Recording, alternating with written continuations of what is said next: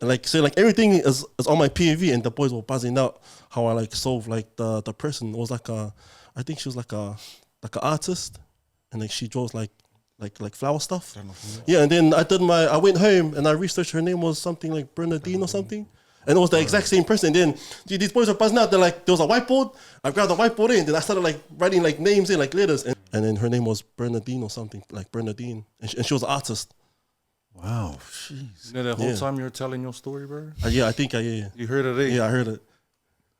I don't know what's going on in your studio. I heard it. That didn't happen the last time I was here, but there's like tapping and stuff, bro. Oh, Is it just us in there? that's Bernadine. I think she's still alive. I think she's still alive. I think she's still alive. I heard it. When you explained, yeah. That's why I turned like this. I was We thinking, heard I was like a tapping behind us. That's why I turned there. Me and this guy's just locking eyes and like, Is that what you're doing? yo, Yeah, because I was talking and I heard it and I was what I like, say? Mandate. Welcome to Mandate, where we navigate fresh perspectives and nothing's off the table. Tonight's guests from Tamaki Makuru, Okilani. These guys are an amazing talent. It's an actual team. And so if you are fascinated with the spirit realm, fascinated of terms of aiku or aitu or ataku, and so also, guys, if you're thinking of in terms of spirit realm and also demons and the paranormal, chasing ghosts, and look no further, you do not want to miss this episode. Check it out. Please welcome with me, the boys, the Poly Paranormal Hunters. Good morning. But I also say appreciate appreciate you guys coming through. I know you guys are quite busy, but I thought just to start the ball rolling because you guys have been doing this for some time now. Just wondering, are you guys still chasing ghosts, or are the ghosts now chasing you guys?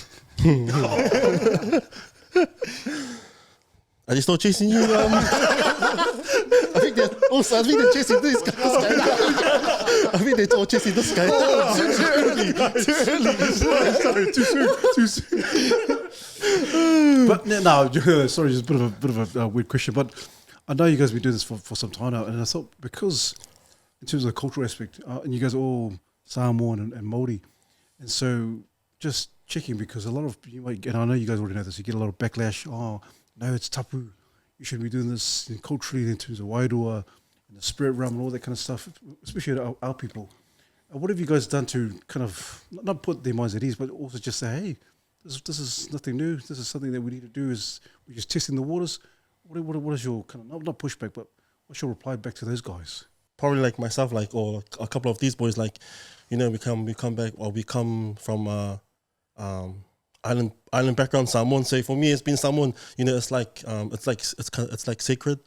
So like, but like I'll get like a lot of like backlash too. Like with these guys talk about, why you guys do you making like the Samoans like look bad and stuff. But then I just say, maybe like we're just trying to be different. Maybe we're just trying to show like a point of view of what it's like being like islanders doing it, because it's like a white guy thing, eh? It's like you never see like any like poly boys like do it. So that's why I think like me and the boys just try to like push it and just to like break that cycle, just to like show it to them and to like feel it and to like show them our experience.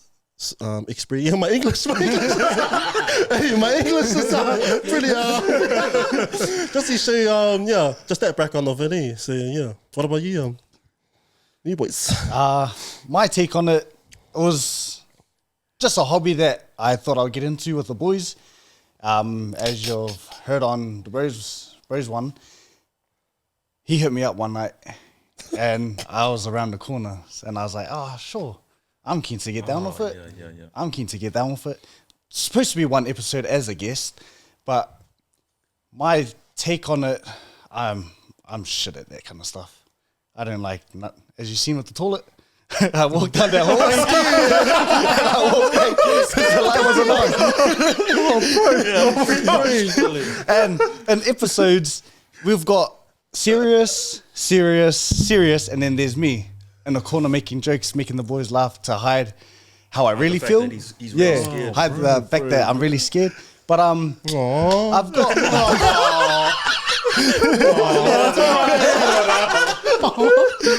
But yeah, it's new as for myself getting into it, knowing things through my family, and as for these guys and their families, it's the same take. Everyone don't want us to do it, but we're the ones pushing for something new. Yeah. We're the first to show that we can do something like this, and it's not hard to. And putting my foot in the door with these guys just gives me motivation to somewhat post something to get my name out there, because they're high. He's high and low. He's not a session. He'll get his time when he's up there, and then he'll hit rock bottom, but he always brings it back up.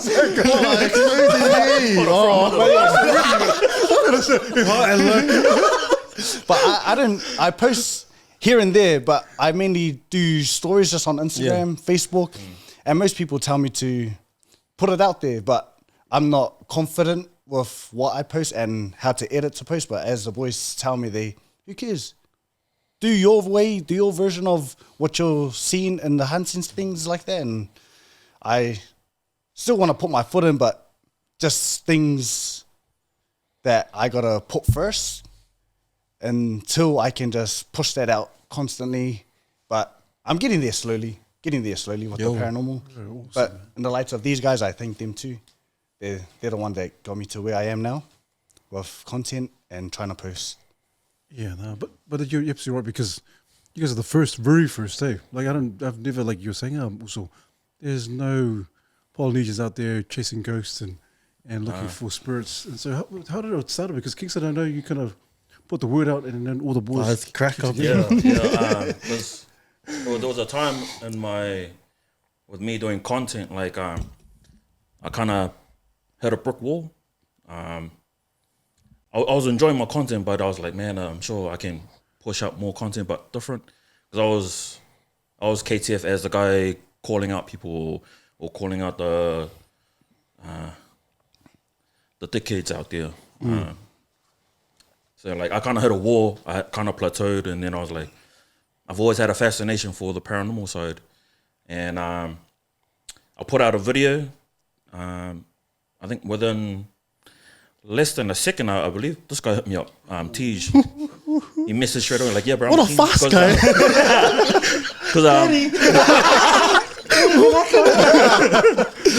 Because in the video, I was asking, like, anybody out there have any locations for me to suss out? Because I don't mind going solo, or if there's anybody out there that's keen to jump on. And then, yeah, less than a second, this guy messaged. And I was like, yeah, bro, I'm keen to jump on. And then not long after him, Euler hit me up. Yes, Daddy. Me too, Daddy. Me too, Mommy. And then I think within that week, it was just us three. Yeah. And then before Enzo jumped on, I think it was Euler's cousin that jumped on our first. Scary. His cousin wanted to stream. Hey, Kerr, if you're watching this, No more sleeping in the car, eh? So Yola hit me up. He was like, "Oh, we'll be going for the first episode." I was like, "Oh, we're gonna get hit up King Seat. Is it all good if I bring my cousin? He's gonna stream." I was like, "Yeah, no, that's all good." So then his cousin jumped in with us. Yeah, and didn't even last long. I forgot what platform it was. I think it was TikTok. Yeah, it was one of the platforms, and he started streaming, and then King Seat was a fail for us. Solid, ultra fail. It was a fail because it was an area where I was hoping no one would recognize me, but apparently like the neighbors knew who I was, and they're like, "Oh, KTF, oh, kiss the floor." I go, "Oh, what's up, bro? Oh, what are you doing over here?" Like, "Oh, any ghosts around here?" Like, "Yeah, there's one over here, there's one over there, one over there." And I think, like that was during the day, and then when we came back at night, because there's so many people living in the area, all the lights were on, all the houses were still alive. And like, it was hitting like around 3 o'clock in the morning. People are still around, cars still driving past. So for us, it was kind of hard for us to try and investigate that building because there was so many activity going around. And because it was our first time exploring that as a group, we ended up leaving like 5:30, 6 in the morning. Yeah, we're that eager, like we're so eager. We're waiting for the neighbors to like go to sleep so we can investigate. But Trying to catch something. yeah, we're just trying to get something because it was From the outside. there was a lot of hype, man. And throughout the whole like 5 or 6 hours, we were just standing outside, man. And I think for me, it was a fail for me because like it was a big hype, and everybody was looking forward to watching it, it. Because they've never seen Polynesians dabble in the dark realm. Yeah. And for me, it was like there was a gap in the market for that. And like what Yola was saying, it's just a Palangi thing. That's their field. And then for brownies jump in and just take it over like wildfire, I think that's what gained us a lot of attraction, because all the islanders will rather watch like Americans, like they go on YouTube, ghost hunters in America. And then since we jumped on board, now they go like, oh, we don't have to watch Americans, we can watch these guys, they're from our own backyard. And it's crack up because we're not your typical ghost hunters. We always crack jokes every now and then, and like every time when we crack jokes, that's when you know we're sacking it, we're scared. And it's majority, it's always every episode. And I think that's what makes us different, and it makes us relatable to the average viewer, because they can see that we're scared, and we know that if they jump on, they'll be scared as well. And they'll rather watch us. They'll rather watch us rather than them jumping in our shoes. So I think our way of doing the ghost hunting is we have like 4 different POVs at the same investigation. So whatever you don't see on my one, you'll see on Tej. Whatever you don't see on Tej, you'll see it on Yurler's. Same thing with Enzo. And it's the first that I believe when it comes to paranormal, like they've never seen 4 different POVs at a investigation. Yeah. Other groups out there, they just do one filming like collectively, and that's all you see on YouTube. So I think with us as content creators, we bring that kind of element to the paranormal world. And yeah, I think we're going on, I think season 2 now. Man. Like nearly over a year now. So yeah. That's crazy. Going fast, eh? It is, man. It's very fast because and it's very clever how you just kind of switch it up. Kingston, let's just go hunting. And I remember when you came last time, Tej, you were saying, hey, you guys were staying outside and you were waiting out, and there was it an old man or something you said, or someone who was like, during the day run, that guy. Slender. yeah. Carrington. Yeah, Carrington. Yeah. Shapeshifter. I remember you said something. You mentioned that. What's Oh, it? I don't know, yeah. hey, can you guys Yeah, talk? Can you talk to that, or can you guys talk to Right, that? that was- See, now See you now, No one- all of us. See, here's the proof. Now, yeah, so we were at, I think it was our second time at Carrington. Yeah. Second time. Second. Fail And, one. When I massive overstayed. fail. Massive fail. So we got shut down. We got shut down by security. What, 5 minutes into the hunt? Like we had just got into the location, 5 minutes in, security shut us down. They recognized this guy, bro. Can't take him anywhere, bro. Yeah. No, honestly. And they knew. Never. And they knew. And they knew. Yeah. And they knew straight And they away. obviously had seen the previous episode where we were at Carrington. Yeah. Oh, yeah. Because the first thing they said to us was, you guys aren't going in, eh? Not just one, by the Bro, way. Not like- 3 of them. There was like, yo, One on a scooter. The Ute. Bro, that guy on the scooter, dude. bro. We had no idea. this We had no idea. I thought it was a ghost. I thought it was a ghost like gliding past. We had no idea. The guy on the scooter was a security Skateboard. too. Security guard. Skateboard. Was a skateboard? Or s- And he had his torch. Yeah, We just no, seen yeah, a it was a torch. skateboard, yeah. Electric skateboard. But so yeah, we got shut down, bro. Security. They basically told us, you're not going in. So we're like, fuck. We went back to the car, threw our cameras in. Yeah, we basically signing off for the night. And then within like I guess it was like a 2-3 hour period while we were out there just shooting the shit, catching up. Yep. The amount of experiences we had, bro. So there was an old guy that came past on like crutches, bent over. He walked past. We didn't really take any notice of it. But then when he came back about, what do you reckon, like half an hour later, he came back. Yeah, something like that. He came towards us again, and then out of nowhere, he just stood straight up, bro. And he went from something like 5 feet tall to Like he was growing. Eight in. growing at the same tall, time, yeah. bro. He was massive. He was hot- huge. He was taller than like in the cars parked on the side of the road. So like he was like normal like this walking past, and then when he got past the cars, Like he started like growing. yeah, Like in front of us. Like, but you know, you got street lights. Street lights. Mm-hmm. Yeah. We were all staring trying at to- him yeah, because trying to look we were sacking it. A light on top of him, a light in front Sound, of him, and we could not see his it was face. like blurred. His Like face was blurred. blurred. Kind of like the Ring. If you've seen the Ring, yeah, bro. The face was blurred, bro. Right, that was like one we experience. all had our knockouts was in our Already,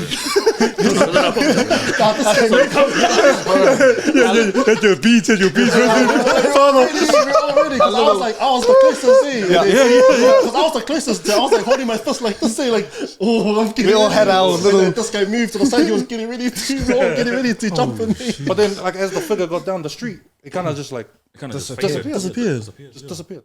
But in the beginning, he was limping.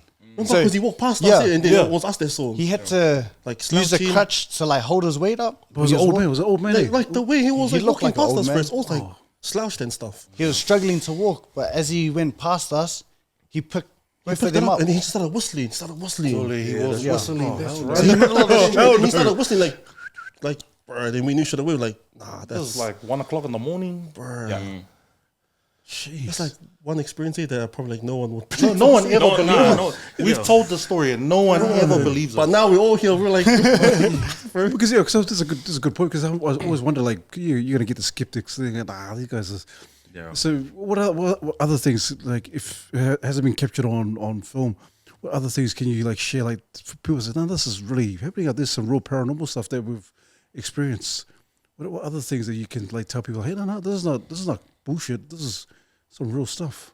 I, What's that, I think one thing that's not when we're inside investigating, but at certain locations we get bright lights shining, like or flicker, but like it lights the whole sky up. Flashing. And we still don't know what have it you is seen it in to your this day. face? No, It was like blue, like it went blue. Blue, white Like we've been like seeing it in like throughout our investigations. Yeah, like all different locations. different locations, and it's the same blue light. Like it just lights up the whole sky. What the heck? But Was it like orbs or something? Or was it just That was like massive. That's like a flash. It's like a flash, like a Yeah, flash. Flash, yeah. Oh, mind you, because like no one's up at like 3. Yeah, because we're like looking, we see it, we're like, I'm got the hours. oh yeah, nah. That's a good point, Nathan. Too. That light, even to this day, like we still don't know like how and what. Some locations will get it in the beginning, and then some will get it as we're closing As up. we're closing up. But it's just like how do you say it? I don't even know. Like, just say it's like a what's that? What's that light that's in the water? Lighthouse? oh yeah, Like say like one of those flip and that bright shine. That's what we see. Yeah. Some nights it'll be 2. Some Yeah. nights it'll be 5. what was on night? It was like 4 times, and then you saw like twice, Carrington. and you saw it Yeah, twice. well, Yeah, Yeah. Man, because what do you think it means? What do you think that light means or represents? I don't know. Just Aliens. It could be. or has it been like a time where you've gone into a place and think, man, you just felt no energy? Has there been an instance where you just walk in there, oh, there's no energy? I don't know. If all this hype, and you go there like, and you walk out like, man, Yeah. it's not a. It's been quite a few, boys. Been a few, yeah. Sometimes it'll be like locations recommended to us from our viewers. Like, oh, we heard stories about this location. Can the Poly Paranormal Hunters like investigate? Like, yep, sweet. So we try and do our digging, like any history in regards to that location before we step in. Sometimes we'll get like stories from locals saying like, oh, they heard about this, they heard about that. So it's our job as paranormal investigators to try and debunk some theories before we shift over to the paranormal side. So there'll be some situations where viewers might have heard like a door creaking or some kind of sound in a specific room, and then we'll go there and then we'll have a look around and see like, oh, we'll try and cancel what might have made that noise before we wander off into the paranormal side. So if we walk into a room and there's no windows, no doors, or no windows, and all of a sudden we can hear something, but we know for sure like there's no wind coming through. That's when we start leaning into the paranormal side of things. There's been times where we were at Carrington. We're in the corner. It was, I think, on one of the floors that we're investigating. Like we came down. Hey, before you carry on, hey, I was all good. Before you carry on, Wait, tell what happened? I think Carrington at the time when we were there, I think there were like 3 floors, and we were coming from the top floor. We did a little spirit box voice recorder session there. Nothing happened, so then we all came downstairs into the second floor, and we're about to like walk into one of the doors, and then Yola opened the door, and then you heard some kind of like footsteps walking towards him, and he was asking us, "Oh, did you hear that? Did you hear that?" But we're all behind him, and then Enzo heard some metal bars or something clanking downstairs, and he's like, "Did you hear that? Did you hear that?" And then the floor we just came down from, there was noises coming from up there, and because we already scraped the whole Carrington, it was just us. And I think that was our first encounter with like the paranormal side, because we were all trapped in the corner, and because we already came from upstairs, we already investigated all the floors before this paranormal stuff started happening, and we didn't know what to do because we were early in, we were maybe episode 3, I believe it was. Episode 3. We were still early into the paranormal world, and this was like our first ever encounter with the spiritual realm or the dark realm. And we just sacked it. We sacked it on the spot. We didn't know what to do. We didn't know what to do. this guy, he's standing still. This guy was standing still. Because He froze. literally out the door, he heard the steps was right in front of us. We came down the stairs. Noise was coming from upstairs. Yeah. And then what I was hearing was coming downstairs. So we're in this little corner. My first ever hunt with the boys, and I'm like a mannequin. He's at the back, and he's saying something's down there. One other's going up there. One's saying down there, and I got my high beam light, and that's like it's no joke. It'll light this whole place up, and I had to face this way, like this. They're all talking, and I'm wondering, how the fuck am I gonna get out? And I know I'm the fastest, so I'm gonna shoot straight for the door. But at the same time, I was scared. I would admit. But that was one funny moment here. But we thought things, it could be people, but then we all thought it's fucking ghost playing tricks on us. Yeah. Because it's coming from different angles, and I thought it was someone. But deep down, I thought it was a ghost. Yeah, I think we were trying to blame it on someone just to make us like put our mind at ease. But because we were dabbling in the dark room, we didn't want to say like it's a ghost. We just went, oh, it might be someone here. It was like so many noises here. Trying to justify it. Yeah. So many noises here. Yeah. It was like, yeah. Should we go now? Yeah, we live. Yeah, we left. Yeah. Oh, your pencils weird. Oh, bro. And then that was, and then we put that episode up, and I think the area that we were meant to investigate, where Enzo heard the noises from, downstairs, we did a return trip, and that was our return trip to Carrington. And then we came, and then that's when the securities doubled up on their surveillance, and then cops patrolling around. So that area was real hot, and then I think the security spotted me and was like, "Oh, yo, Christopher Floyd." I was like, "Oh, no, no, because we saw your episode last week." I'm like, "Oh, fuck. Yeah, you guys are not coming in there. Like, you guys not gonna go inside here." I'm like, "Nah, but can we just film around, like the outside?" Yeah, all good. That's all good. But then, like, as we were walking around, they'll just keep patrolling, and that was the night where we chucked all our gadgets back in the car, and that story about the shapeshifter. Shapeshifter, man. Yeah, because the that bit how you said you open the car and you chuck this guy was angry. I was angry. The way he threw his camera in the car was pissed off. He was pissed. He was like loud as he was like, "Keys, what happened?" Just chuck this. Nah, because that was our first ever shutdown. We never had a shutdown.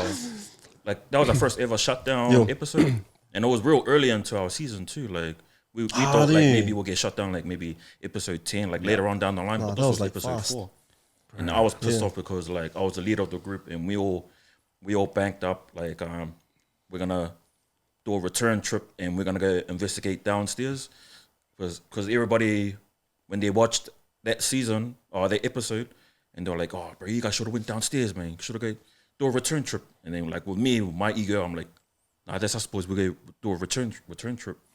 And then when we went back, got shut down. I got pissed off. Opened my boot, chucked everything in there, slammed it, and a couple of hours later, shapeshifter. I think the mistake we made were back then is we used to broadcast. We used to broadcast where we were going. We used to tell everyone on social media like, "Oh, This guy's number 1." It's because obviously from his wrestling background, building promos, building hype. So we were all doing that same thing, putting it out there like, "Yeah, we're going back to this location." Go, dumbass. People see that and they're like, "Oh, okay, so let's double up on the security." Yeah. Things like that. We know where you're heading. Yeah. So it was after that we decided, maybe we'll just keep it on the low now. Alone for now, yeah. It's clever, man. It's really clever. Yeah. Going back to that, because obviously, besides the hunts of the paranormal, it seems like you guys are quite close. And how you said you just put it out there, you all got together.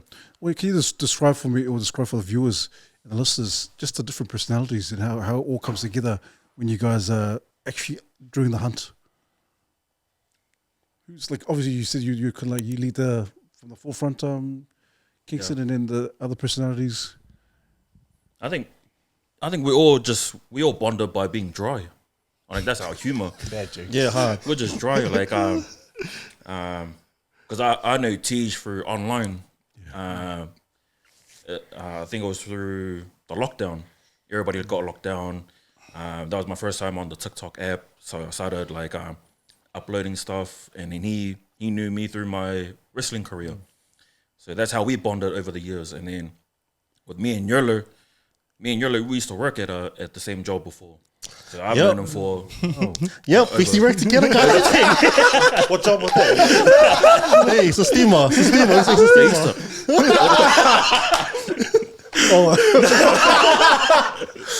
Yeah, it's a steamer. Nah, Hey, it's a secret. Whoa. Nah, so I knew Yerler. We used to work at the same job like probably over 10 years ago. I think Ages ago, yeah. So that's how I knew Yerler. And then so when I put the call out, or like when I put the video out there, I'm looking for a team. It was natural for me to gravitate towards Tej and Yerler because I know them. And then with this guy, like I didn't know he was gonna jump on, but it was Yerler. Yerler chucked them on. It was like, "Oh yeah, I got a special guest coming in for Carrington." The first time we went to Carrington, yeah. And then I think with the way that me, Tej, and Yerler, our humor is the same. We're all dry. We say dry jokes, dry humor. And then when Enzo jumped in, dry humor, dry jokes. So we all kind of bonded by just being dry. So it was all easy. So like our humor was just instant. Like it was we weren't forcing it. It wasn't awkward. We all just had the same kind of humor. We all say gay jokes and everything like that. So even on our group chat's gay as, bro.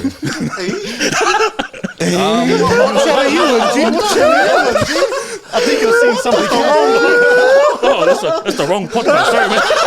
It's the wrong hunter. It's the wrong. Subscribe, chicken. Subscribe, guys. Only Kingston. Yeah, but that's how we bonded. We bonded through like just being ourselves. What you see online is how we are in person, and we take that kind of humor into our hunt. I think that's what separates us from everybody else in the paranormal game because they're so serious.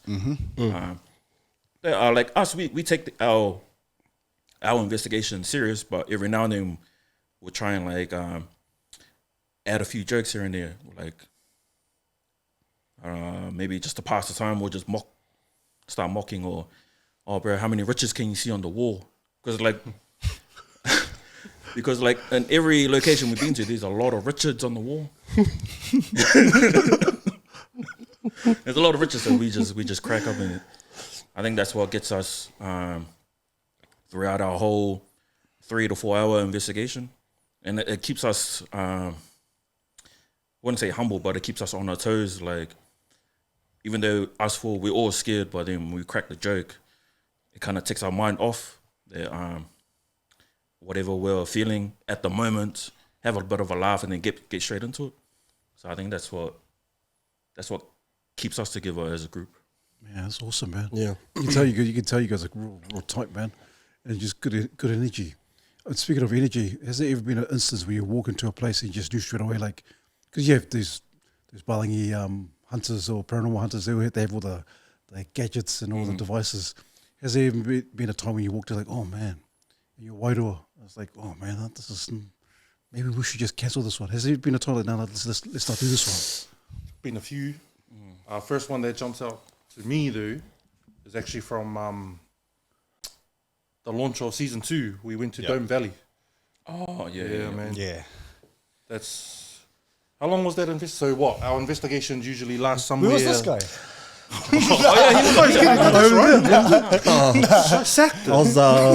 I was just being busy overseas. Sorry to interrupt. But nah, so our investigations usually last somewhere between 3 and 4 hours. Or this one was 15 minutes. That was the fastest day for That them. was our fastest one ever. Yeah. And then out, basically. So Dome Valley, bro, that land is real. It's real tapu, eh? There's a lot of mamai on that land, bro, on their whenua. And it's the first time. So we walked in, we did our normal day run. We actually camped out there. But like from the moment us three, so me, Kingston and Inzu, from the moment we went out there, bro, the day was just going wrong, eh? Like everything. We went through the toll like 3 times. Yeah. We got lost. We couldn't find an entrance into the forest. But when we finally got in, me being, Afkasi, Maoli, I could just feel it, eh? Feel something in my Wairua. Like, something's a bit off here, but we pushed in. We went and explored a bit during the day. And it was actually the 2 boys noticed that there was 2 fantails following us around in the bush. Like sticking to us. Like everywhere we were going. I think you noticed it first day. Yeah. So Tej was in the front. I'm never in the front or the back. He's always in the middle. I'm always in the middle. It's clever. Like right now, he's in the middle.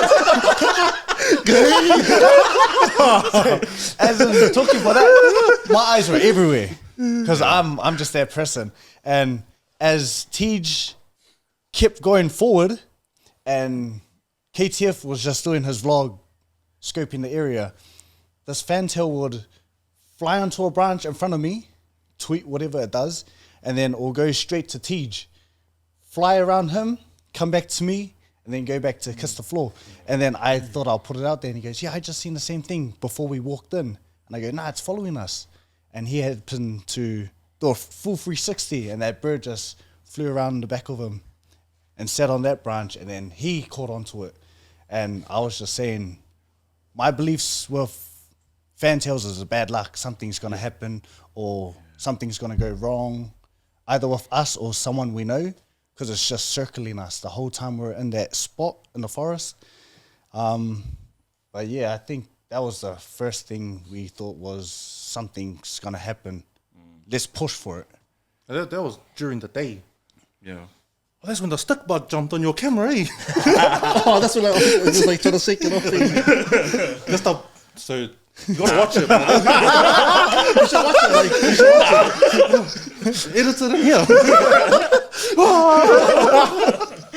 Oh, cowboy. But nah, yeah, so that was during the day. And then we finished our day run like we always do, put a plan together. So this is what we're gonna do when we come back at night. Went back to camp. And then around midnight? Midnight Close to it. we shot back out to the location. And then we parked up And as soon as KTF turned off the car and switched off the lights, bro, it was pitch black. It was Boom. Pitch black, like someone had just put a blindfold on us. Like you couldn't see anything, bro. And then after that, we were already a bit shook. We decided, nah, for the viewers, like this is what we do. We go where no one else stares. We're gonna do it. We ventured into the forest, and it just went silent, bro. Like full. You could almost hear your heartbeat, bro. Silent. I started, like, 5 minutes into it, my body just started trembling, bro. Like, first time it's ever happened to me.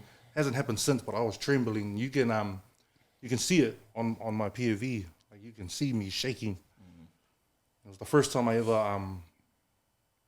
I felt the need to kōrero Māori. Yeah.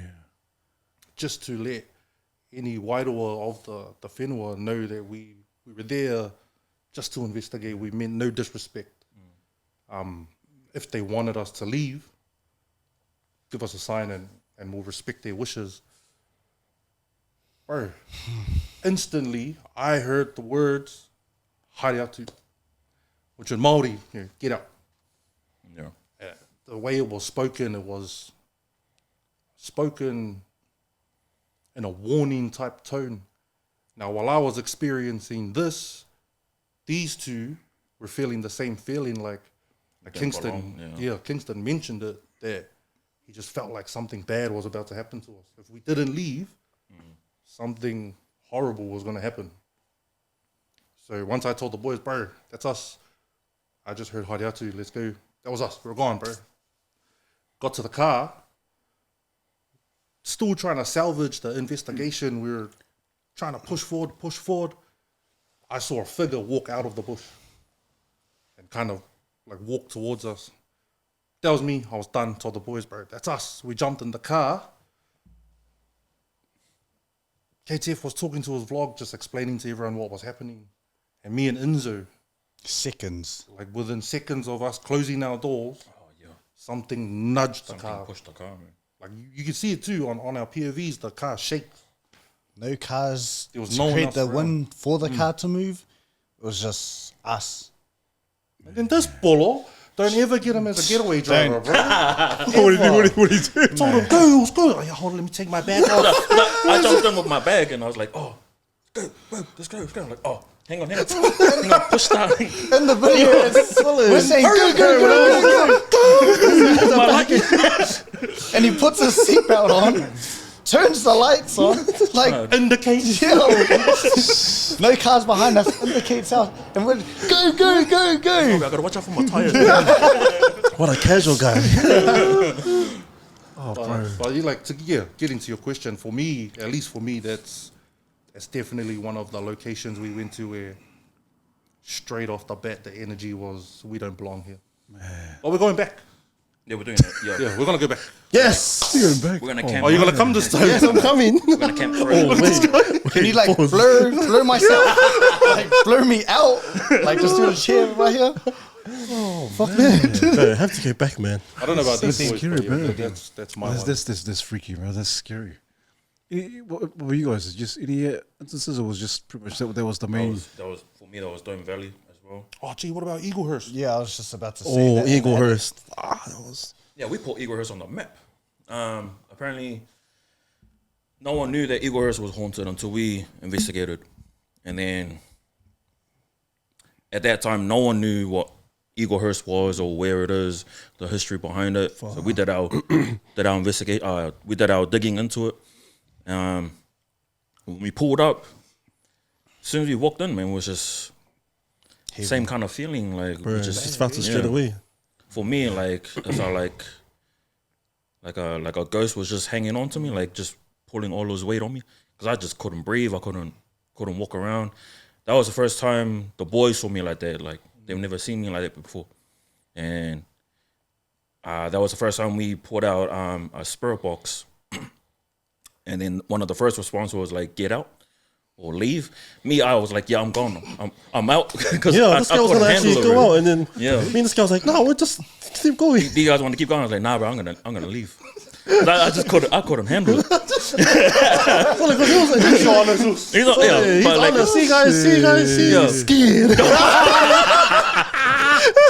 Daddy, what you scared?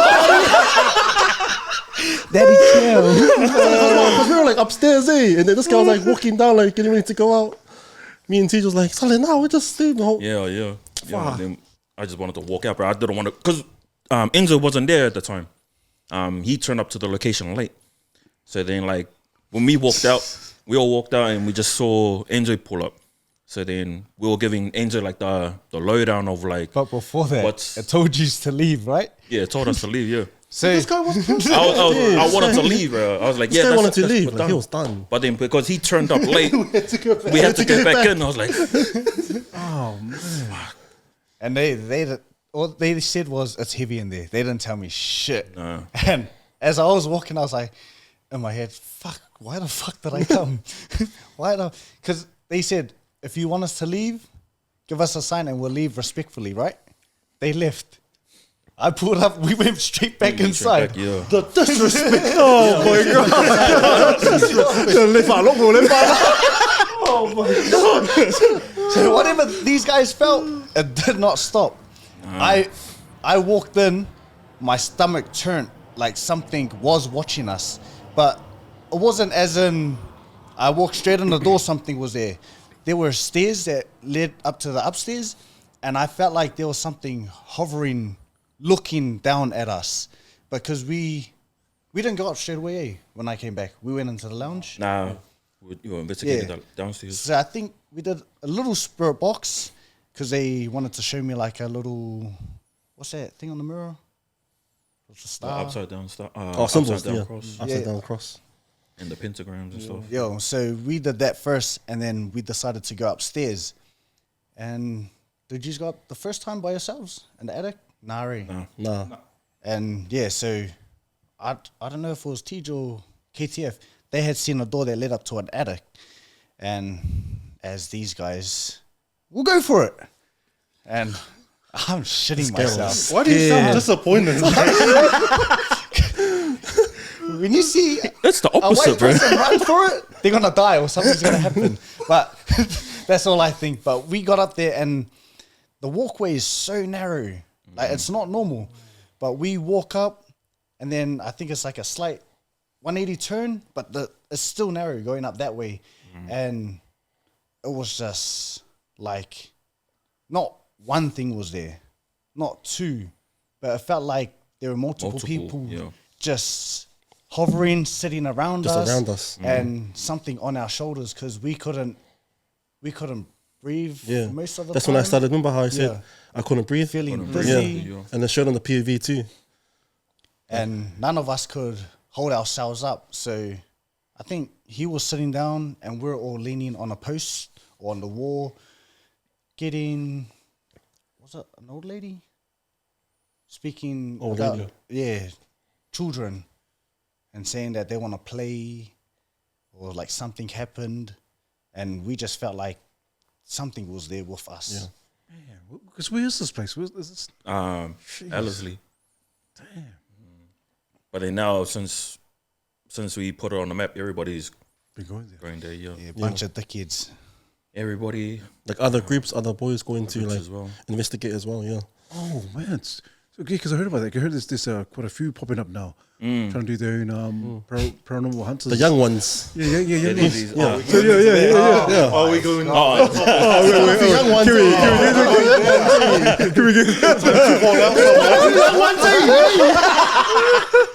Well, because you guys are well, for me, you guys are the pioneers.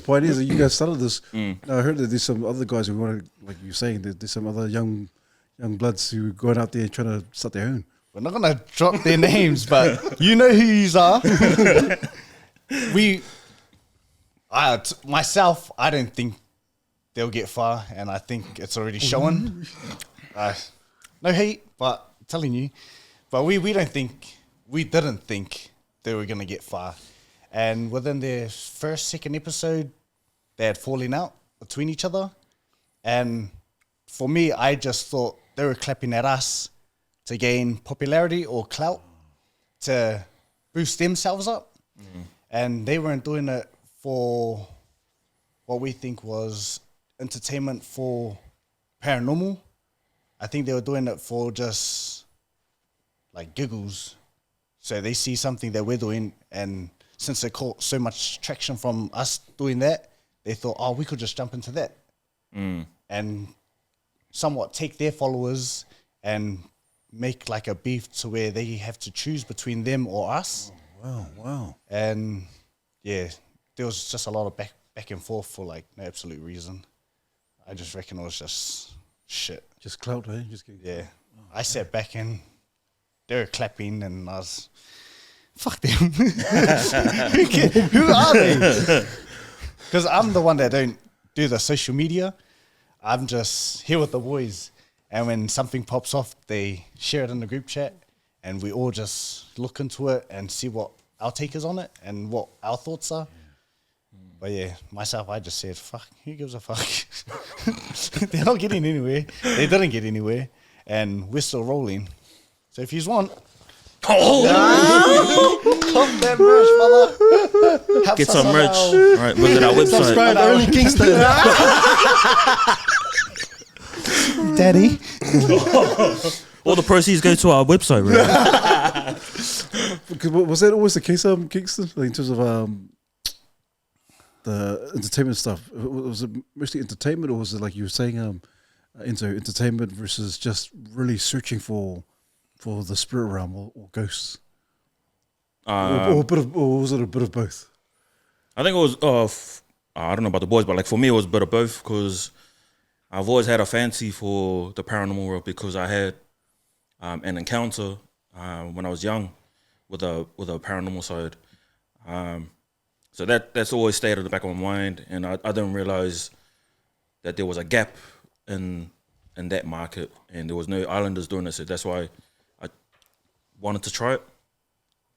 I thought it would only be like a couple of episodes and then done, but then I think when I come to find out, like the bro had, TG had experience too in the paranormal, and Yola and Enzo as well. So that's how connected we were, or we are as a group. Like we all have our own stories involving with the paranormal. So when we see other people jumping in, we're like, you're only jumping in because it's trendy or because we made it mainstream. And like no disrespect to the other paranormal groups that's been there before us, but I think with us Polynesians, like there was none of us doing it.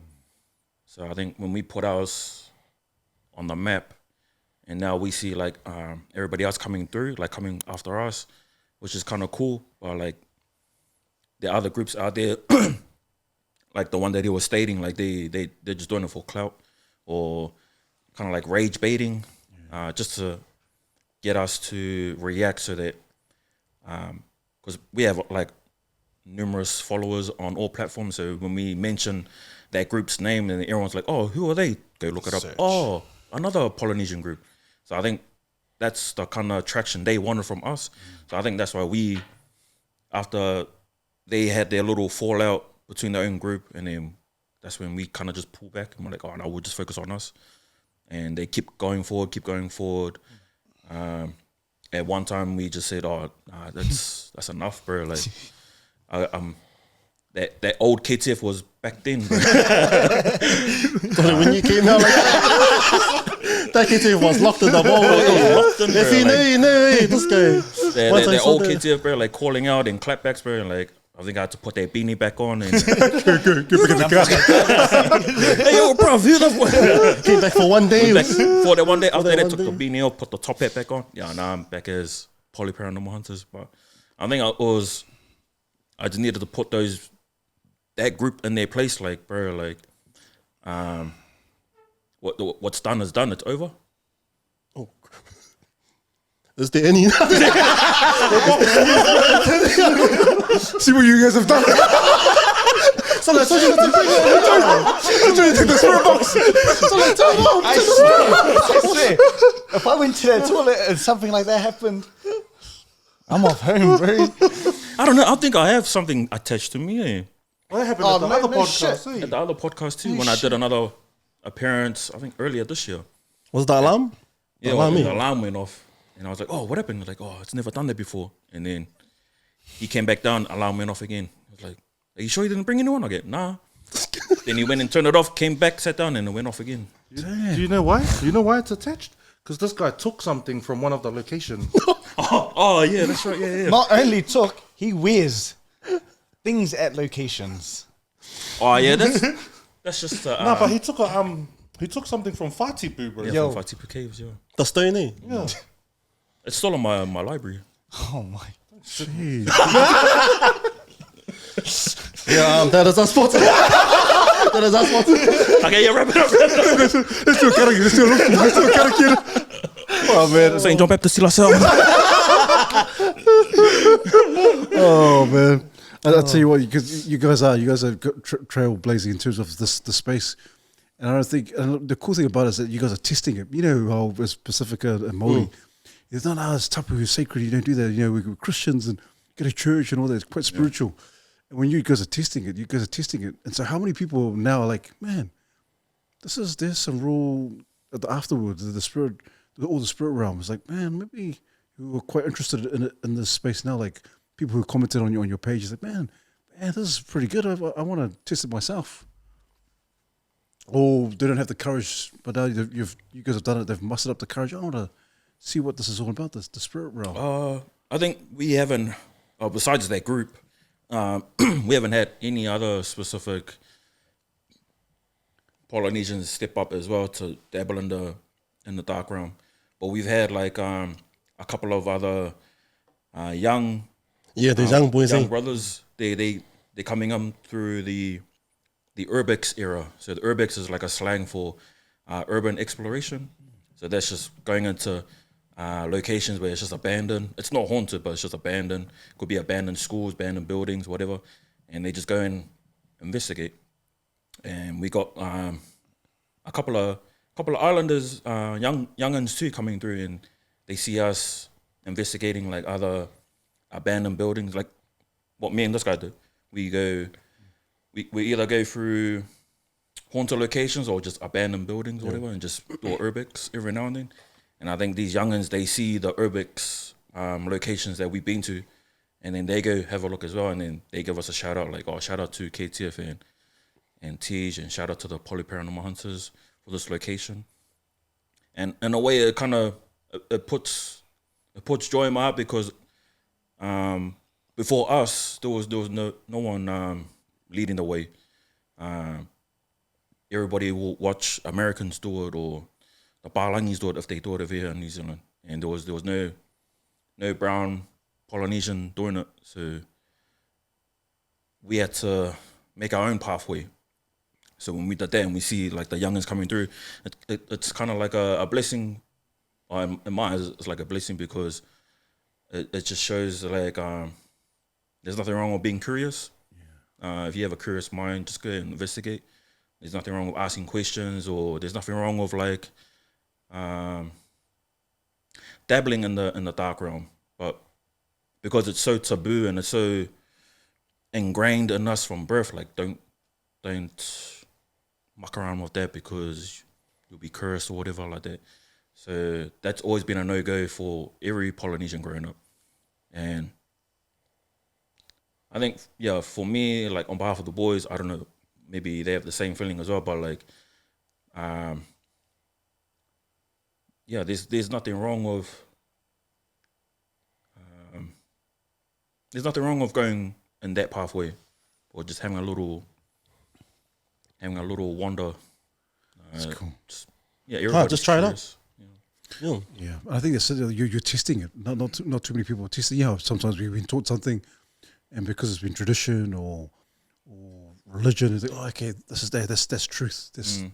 Because you guys seem like you guys are truth seekers. You're trying to see, oh, this really, so that's really out there. Yeah, why is that? Yeah.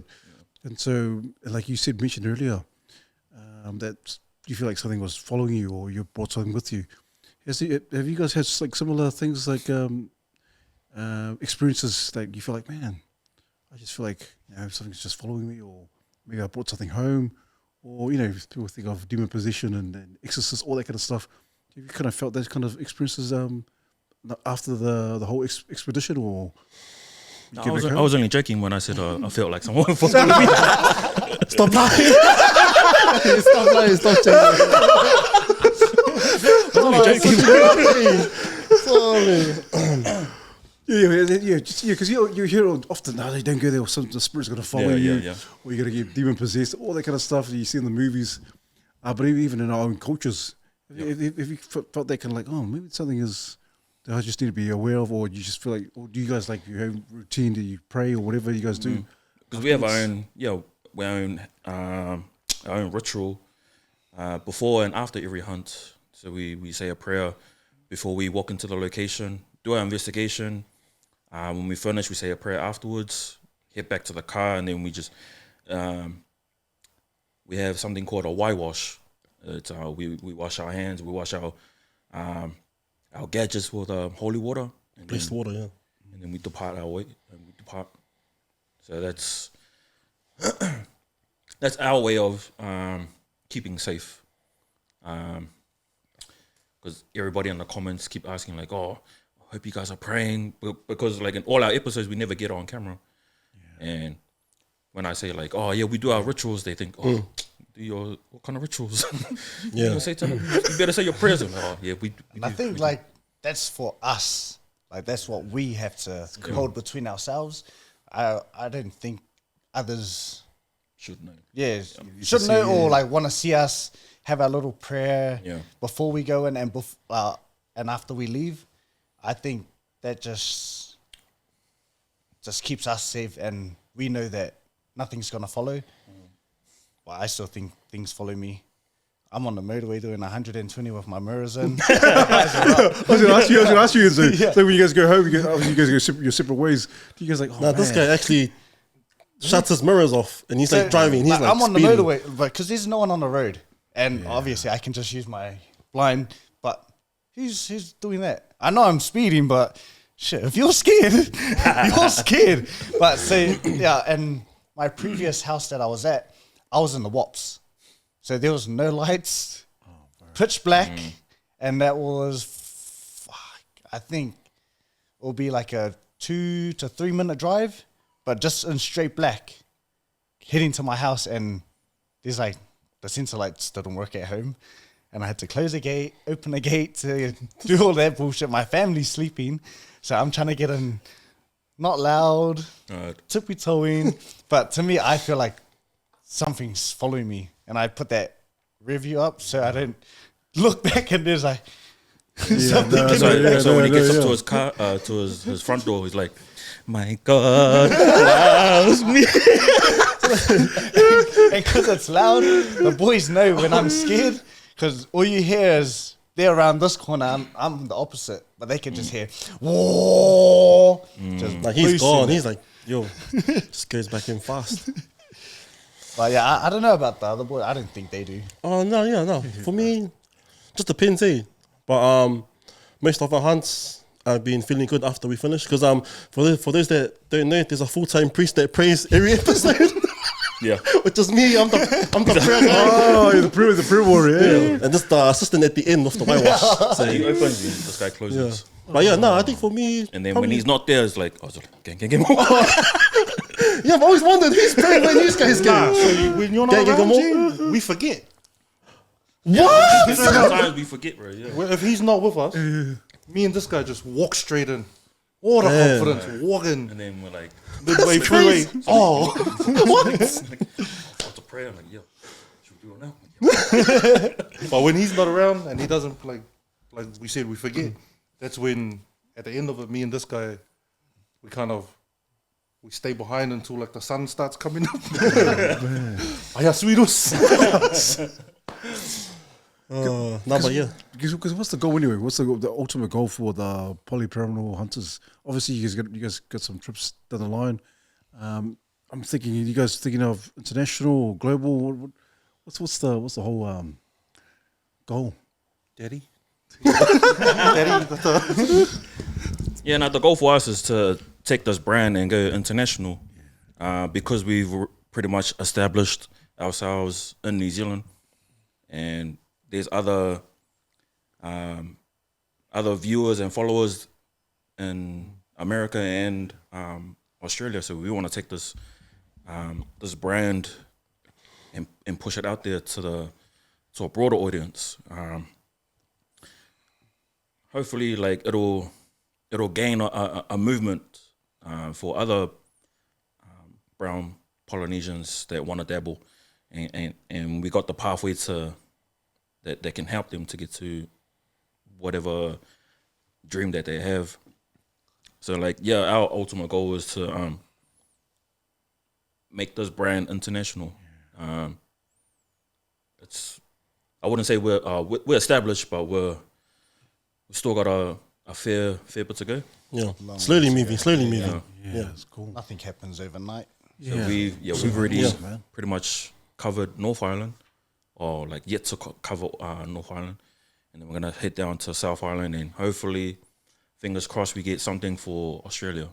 Man, So we're not going full blown like, oh, we're gonna go here. We're more like, okay, the closest city from Auckland is what? Is Hamilton. So we'll hit Hamilton. What's the closest city from Hamilton? Oh, okay, Rotorua. Okay. Yeah. So we'll slowly do like, not do a full blown like, oh, that's us. We'll get a Stewart Island. We'll get a Oh damn! okay, all the way down there. So we're just trying to make it like baby steps. nice. Because we're still a new group. We're still pretty young at this in this field. We're barely a drop in this field compared to other groups like 20 years plus. Yeah, So we still got a lot to learn. But I think our traction is what's getting us recognized more. Everybody knows like KTF, Tej, and Yola and Enzo. Like once you hear our names, they automatically like, oh, Poly Paranormal Hunters. So I think because we have that brand now, and everybody notices us as content creators / ghost hunters / Poly Paranormal Hunters. Like we're hoping that with that attraction and that media build up, that we can skyrocket it to the next level. Man, awesome, man. Because I know you were saying earlier on, also, there may be even the islands, eh? Even the islands too. I imagine, mean, like sure. people have been asking us the same thing, like on the comment section, like if you want real ghosts, go to the islands. And I was like, yeah, we're gonna tick it off. Yeah, Blow go to me out Samoa. again? Yeah, we'll tick it off. Blow me out.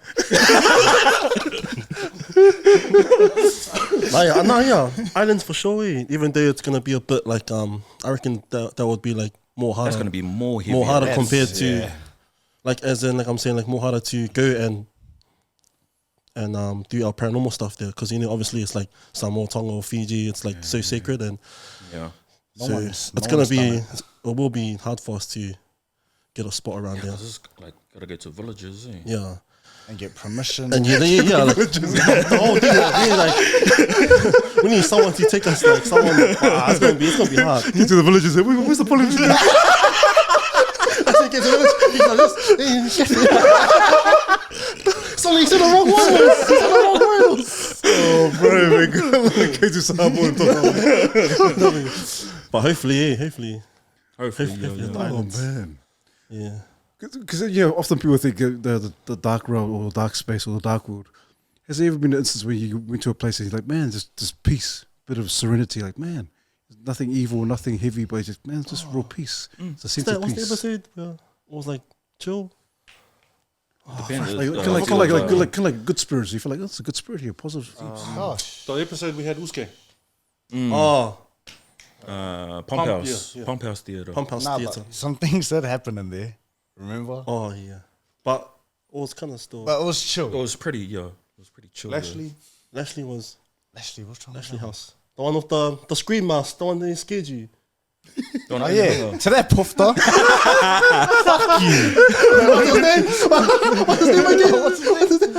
Kingston. Fuck you, Kingston. Oh, Mikey. Oh, Mike, yeah. Yeah, that location was chill. Was chill. as. Lashley is chill, yeah. Pump House Theatre. Oh, that's good, man. Because often people always think, oh, evil spirits. Oh, I'm on the mind of like, there's some good spirits out there. But if you had to choose, like, obviously when you're in that space, you're filming, obviously the imagination goes wild. What's one of the things that you hope to see? Like, man, I hope something happens. I want to see something, You see those, you watch those movies. You might see a little girl in the corner. You see a clown. Whatever. What's some of the things you wish? Wow, I hope Do you I remember the get to one? see this. What's the one with the white figure that went through my? Lake House. It was the Lake House. Was it the lake house? Yeah, and then because that was the same figure that you saw when you went on that side, eh? Lake house. Where was that? North. Yeah. It was there, not sure. Yeah, Sure, yeah. yeah. Or just us three. So he captured like a figure of a lady, and she's known to that location. And he didn't pick it up until he rewatched his footage. Yeah, because when I was At the filming, time- there was nothing there. And then when I went home, I was like, oh, screenshot, show the boys. I was like, sorry, boys, I'm taking that. And it's weird because Sorry, boys. I can't What's my life? Nah, yeah, what's that random figure? Like, even to this day, I'm like still lost. yeah, What was another one? The door shutting on me, and I was asking you if that was you. And remember, you were on the bottom, you were in the gallery. Oh, I heard the door shut, and then that's when I think I heard Teach downstairs, and then that's when I just lifted upstairs and I went back down to the sky. yeah. Yes, I remember that. 'cause Now your moment. Gee, that's the same place when I. Remember, we Bro, should have my pants. ball bags were still there, bro. My ball bags are still there. When the music started playing, you guys were in the cafe. Yeah, the cafe. And all you heard was Tell me, them, tell them, Boy, so this guy's tell like, them, tell them. What happened to you? I was Tell them. thinking of the winger, bro. Tell them. Because my battery was going flat, My camera battery was going flat. And I was like, oh, boys, I'm just going to go change my bat. And I'll be back. And they're like, yeah, sweet ass. Because we had a little hub set up. A little base of operation, bro. And I walked down the hallway. The boys stayed back there. The whole location's dark. We left all the lights off. The only lights we had were on our cameras. I went down to the hub. And as I got to the door, I heard music start playing inside the hub, bro. Nah, bro, silly. You don't understand. You don't understand. Music loud too. And then I heard footsteps coming towards me. Oh, And I turned like I was the man, bro. I turned because I thought, oh, it must be one of the boys coming to keep me safe. I turned, bro. No one was there. And you'll hear it on, like, you'll see it on his POV. Or you hear us, holy fuck! And you just see me come running down the hallway. What these guys don't know is I've got the security camera footage. I haven't shared it with them. Oh, yo.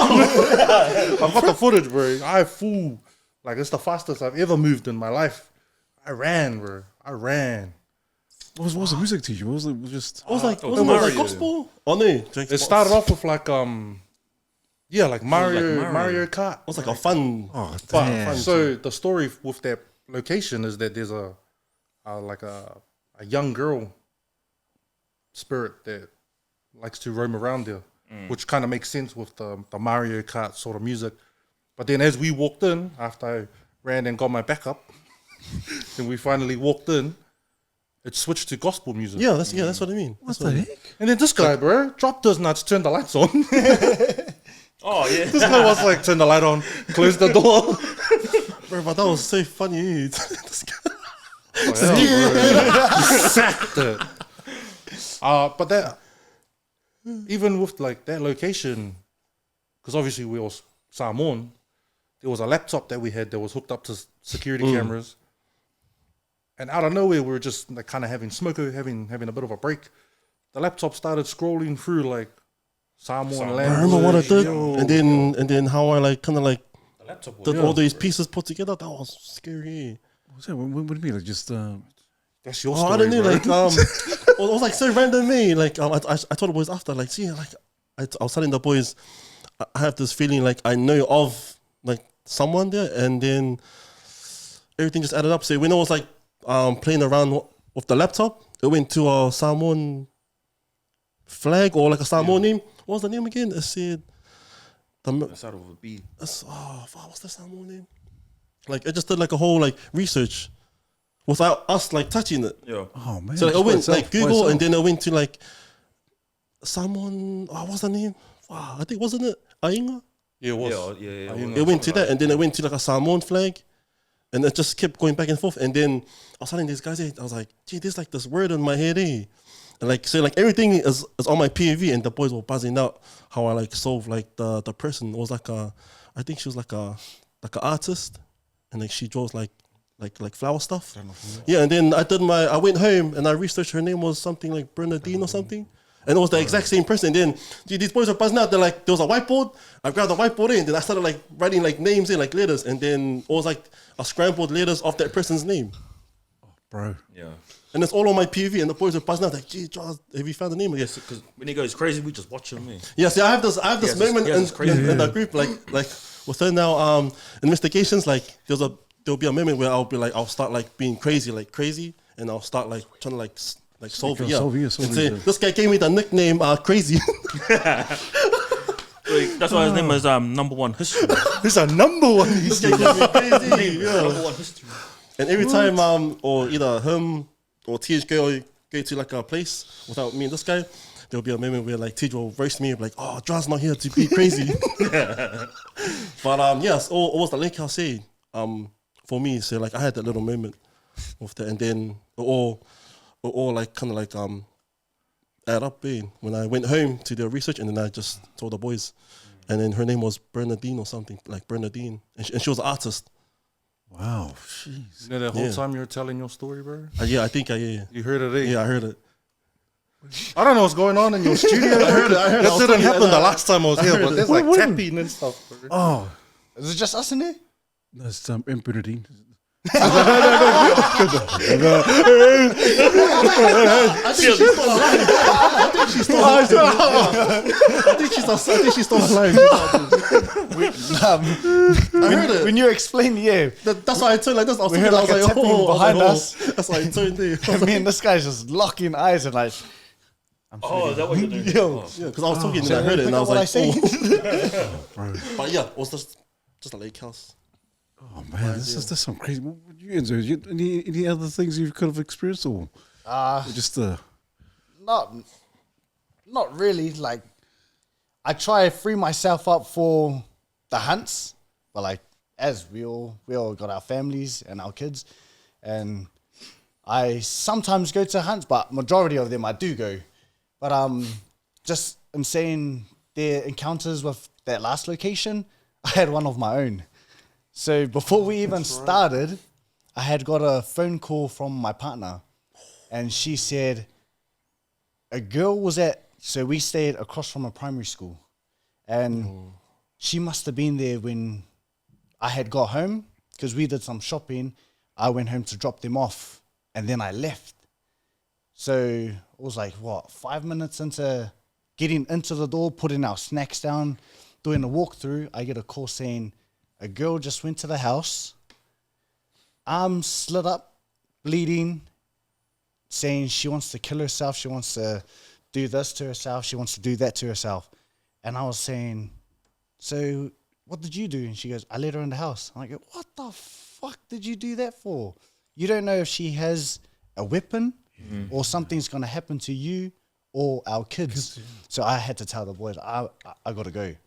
Like, something's happening at home, and I don't want something to happen while I'm here trying to investigate something when I should be back home investigating whatever's happening there. So as I do, jumped in my car, I shot home as quick as I could. But as I got there, she said she had already dropped her off.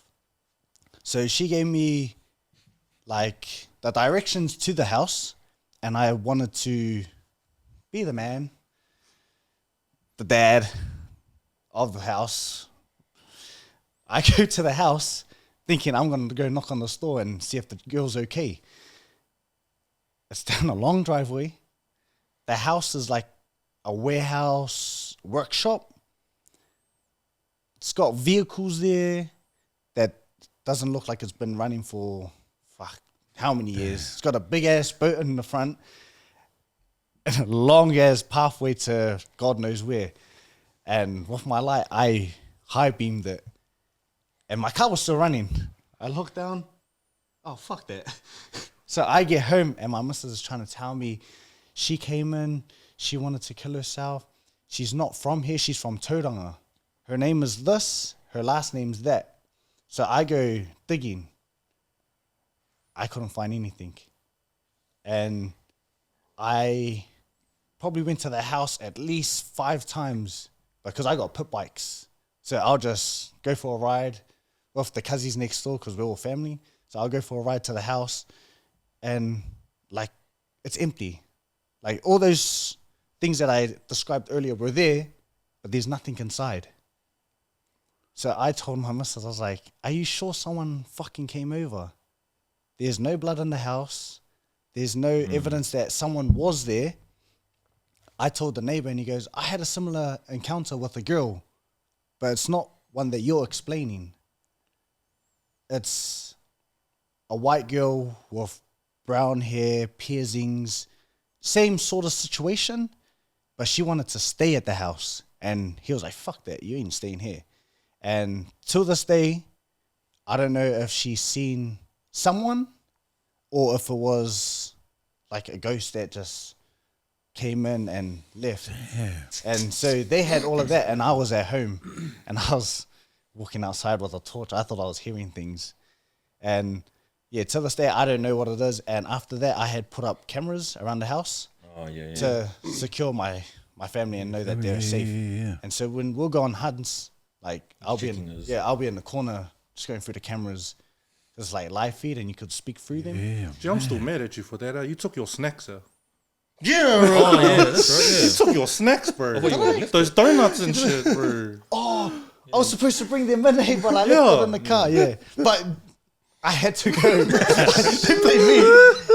But yeah, so as they're having that situation, I was having that at home, and just knowing that someone was wanting to commit suicide and that was bleeding, and she said she had given her a clothing or something, but like she said, I gave it to her, but I can't remember what. And we didn't see anything missing. What and the heck? Wow. I'm not rich, but I got things in my house that I don't want other people to see in case they want to do something to the house or like rob me. But yeah, so that just caught me off guard. 5 to 2 minutes into that investigation, I get a call from home, and I just left. So I would have been at the end of my street when she had walked up to the house. But the thing is, we didn't see anyone at the school. Because they do got lights like in the front of their gates. So if she had gone to my front door when I had left, I would have seen her. Because I had reversed in the driveway. My lights shine at the school, but I didn't see anything. And your missus dropped her off to the Dropped her off home. And she had my youngest and my 3-year-old at the time. And I was like, you had someone come into our house. What you should have done was call the cops. They may take a while, but fuck, don't let her in the house. But she's kind. Yeah. She wanted to help in any way she could. But I just told her next time, the best thing to do is just call. Or like call her family that stay down the road or the neighbors. Because same thing with them. Like if something happens, I go out to their house, check around, or they'll come to mine. But I think after that, she was really on her feet about things that happen when I'm gone. Yeah. And yeah. Gee, didn't something happen when we were at Riverhead? Something happened at home? Oh, fuck. There's something did, but I can't remember. But so what I'm getting at is like, it's real. It seems like, because that's when we did the esters for the first time. And that was pretty heavy, bro. So the Estes method is where it's basically sensory deprivation. So whoever's going to carry out the method is blindfolded, wears headphones that's connected to the device, and it'll just play through like static. Whoever isn't running the method will ask the questions, and the person with the headphones on will reply with whatever responses they're hearing. So we were at a location in Riverhead that we called it the murder house, because the story was that the dad of the house had murdered his wife and kids and the dog. And the dog, bro. What kind of polo kills the dog, bro? I mean, and the kids and the wife are important too, but you know. But so I did that. I was the first to sit down and do the Estes method. KTF was leading the questions. And that episode was like real heavy. That investigation was heavy because I actually, because we've all done it now. You go into a trance. You go into a bit of a trance. You don't actually know what you're doing. So you feel like you've been in there maybe 5-10 minutes. Turns out it's half an hour. So I was in my trance, and during my trance, one of the responses that I had said, and it's on all of our POVs, I actually said his name. Yeah, I said Kingston twice. Twice? I think I said my name too. Yeah. I kept repeating like the phrase, get out, get out.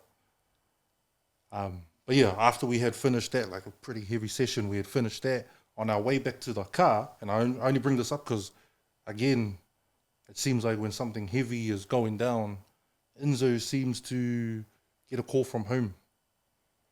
I can't remember what happened. I remember, yeah. Yeah, we were all like heading back to the car. And then he said, yeah. This guy got a call from his... I'm trying to find the date so I can see, like, the message. I'm sure I got a message. Yeah. Like, your missus sent something. I'm trying to see. That's when we were, like, walking to the car. Yeah, and we were all buzzing out, bro, because and it something was kind of happened. freaky, bro. I'll try to find it. So you know how you were asking before if anything followed us home? It's obviously followed him. Jeez. No, when you're Did you give scrubbing him the rock? females. He gave him the rocky. It's sleeping at his house. It's been like, what, two episodes that it's happened to him, eh? Bro. I remember the lake house one, dude. So, like, That freaked me out when this guy told us what happened.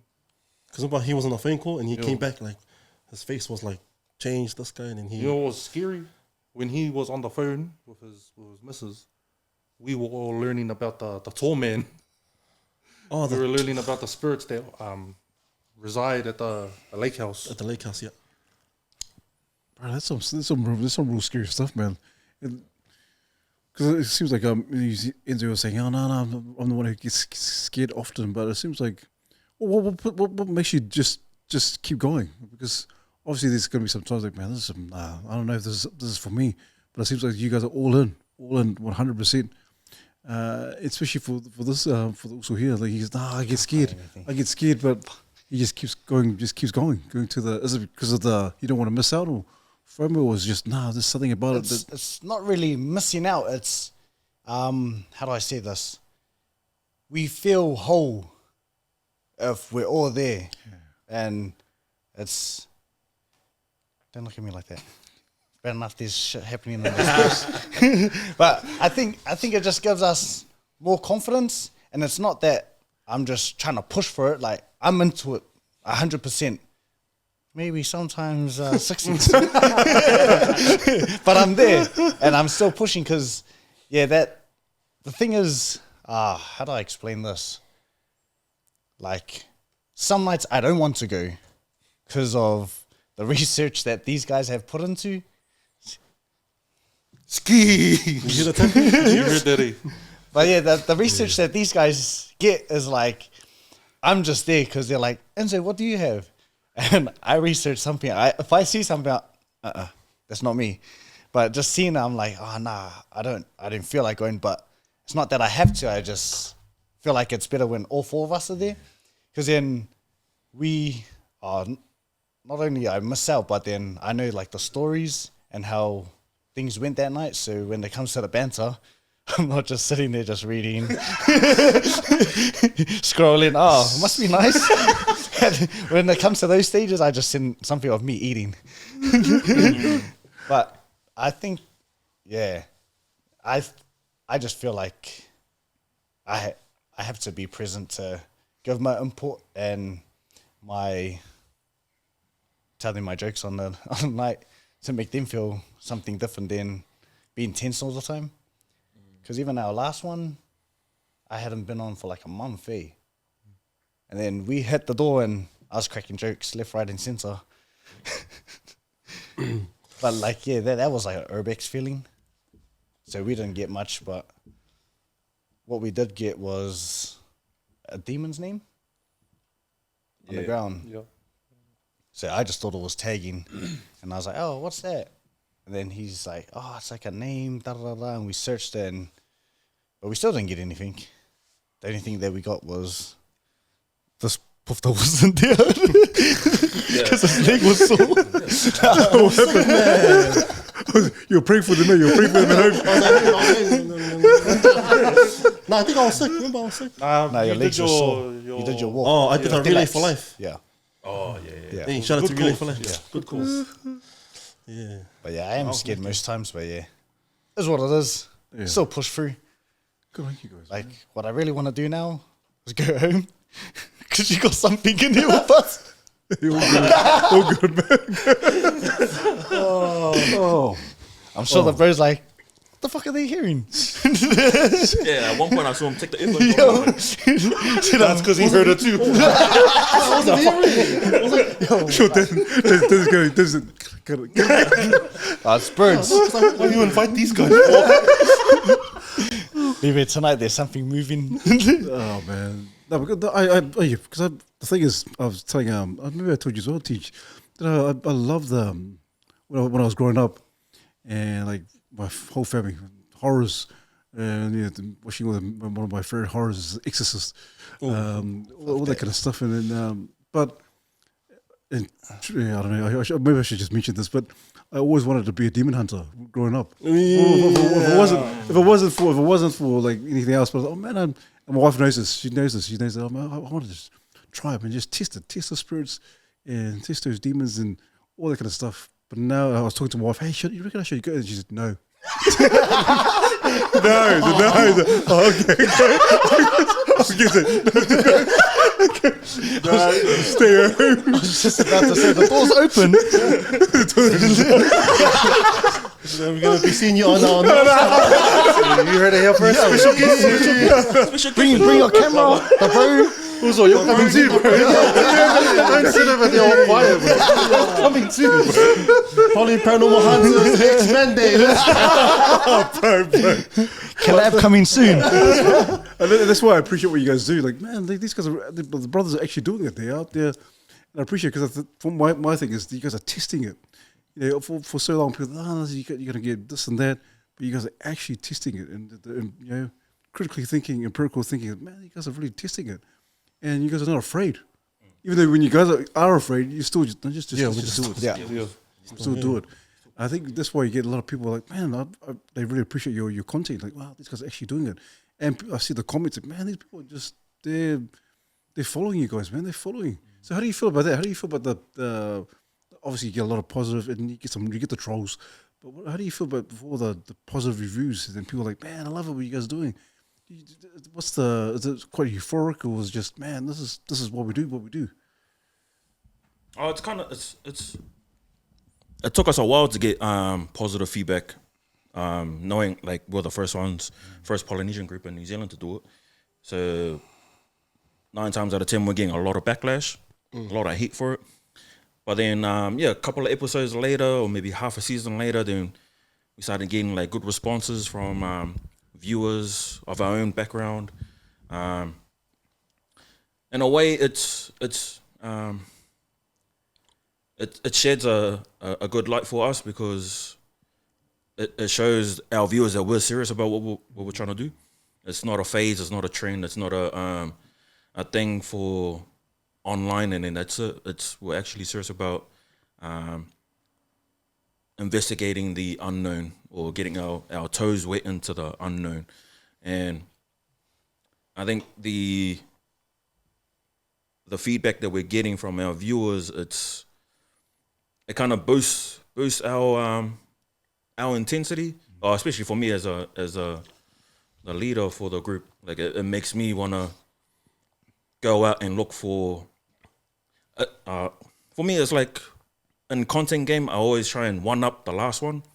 So when we do episodes, I try and one up our last episode and try and make something spicy or add something into our investigation. So when we started out, we just started off as just roaming around the locations, and then a couple of episodes later, we introduced the spirit box. So that was our way of communicating, and then later on, we introduced the Estes method. So it's just our way of trying to keep our way of investigating a bit different to everybody else. Everybody else is set in their ways, and I think with us as Polynesians, we like to, I don't know, we all got this competition in ourselves where we're always trying to one up someone, or we're always trying to one up the last episode or something like that. So that's the mentality I have, and that's when I read comments like, it's cool to see my own people on the screens instead of watching America now. I can just look up Poly Paranormal Hunters, or oh bro, I found out about you guys. Someone shared a link, or whatever way that they found, whatever way they found out about us. It's a bonus for us as a group. Yeah. It's getting more eyes on us, more eyes on the brand, and it takes us more serious. That way, when we do collaborations with other with other paranormal groups, and they see that we are serious about our craft, we are serious about the paranormal field, that hopefully those that will open up more doors for opportunity, like either for a solo run or for a group run, or it could be like one of the boys go out and represent as Poly Paranormal Hunters, and that's pretty good on my books too. Like at least one of the boys, two of the boys, or even all of us, we get to travel to, I say, like the UK, or go to Scotland, or go Colombia, like areas where you don't really see a Polynesian there, or you don't really see Polynesians investigating a haunted location at the Amazon or something like that. Like with me, I like to step out of the normal, and I like to be the first to do something. So when we became the first group, it was a big, massive flex for me and for the boys too, because there was no one before us and there was no one after us. Yeah, mean feeling, eh? Yeah, you get that mean feeling like, bro, we started this, and we're still going strong. And then to see like other youngins coming through, but not in the paranormal world, but giving it a go and like having a look at abandoned buildings, having a look at abandoned locations. It's I don't know. I have that dad moment, like, oh, bro, look, my son's. Yes, daddy. You're right, man. I say something here. I'm like, sorry, I'm saying. I'm like, sitting here. I'm just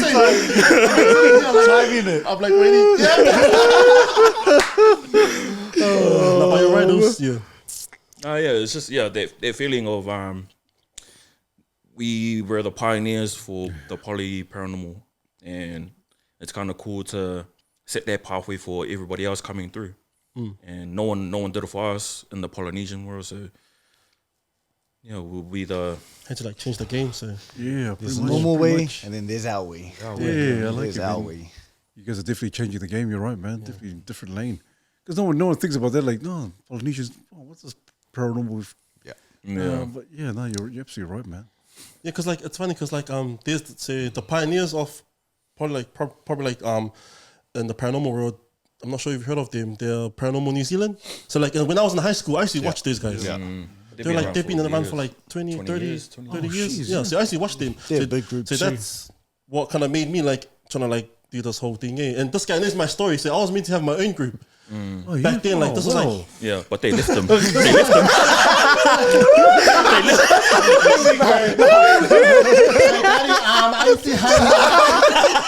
so like it was like during like I think 2023, like 22. lockdown, 2022. So like I was sparking it up, and then also it was me, two white girls, a Samoan, a Tongan, and an Asian guy.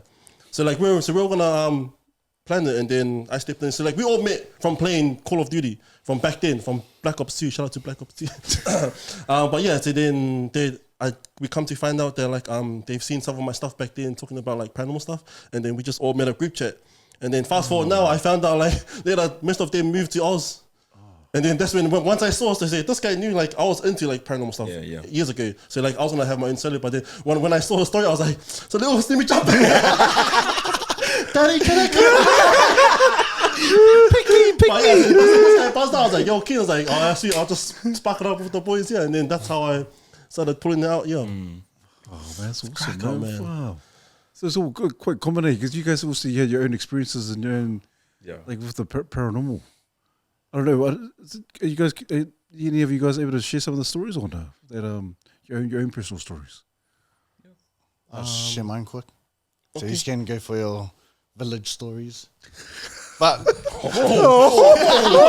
Far out. but mine's basically. Oh, I've seen things, but the scariest one I think if anyone else has had it is sleep paralysis. So when you're sleeping and like it happens in different ways, but this one time I was in the lounge, it was only me, sleeping in front of the TV, and I think it was around 2, maybe 3 o'clock. I had no control of my body, but I was awake. I felt like I was awake. I was with my partner now, actually. We're in the lounge sleeping. Everyone was gone. So they own the houses, the land. So there's the big house, and then there was their house. We were sleeping, house sitting, and I had felt like someone was not on top of me, but looking over me. But because I was in a lying on my side position and I was looking at her. So I was screaming her name, screaming for her to wake up. And I had something pull on my rat tail, and my head just stayed looking up towards the kitchen because there was a hallway, and I just seen a girl in a white dress running back and forth, giggling. To me, I was like, fuck off, fuck you, saying her name, wake up, why the fuck aren't you waking up? And I must say, that probably went on for like 10 seconds, but to me it felt like a whole 5 minutes.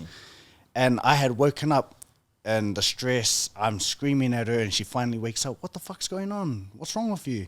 And I go, I just seen a girl. And she goes, what was she wearing? I go, a white dress. And she goes, are you serious? And I go, yeah, I'm telling you what I seen. And she goes, my brother has seen that same figure in the sunroom. So he had his bed set up in there, and he said that he had seen the same figure, same situation, going from the hallway through the kitchen and to the edge of his bed. And I got goosebumps talking about it. And so all I felt was something was hovering over me, pulled my hair, ran across, and I didn't have anything to say besides I couldn't move and I was screaming.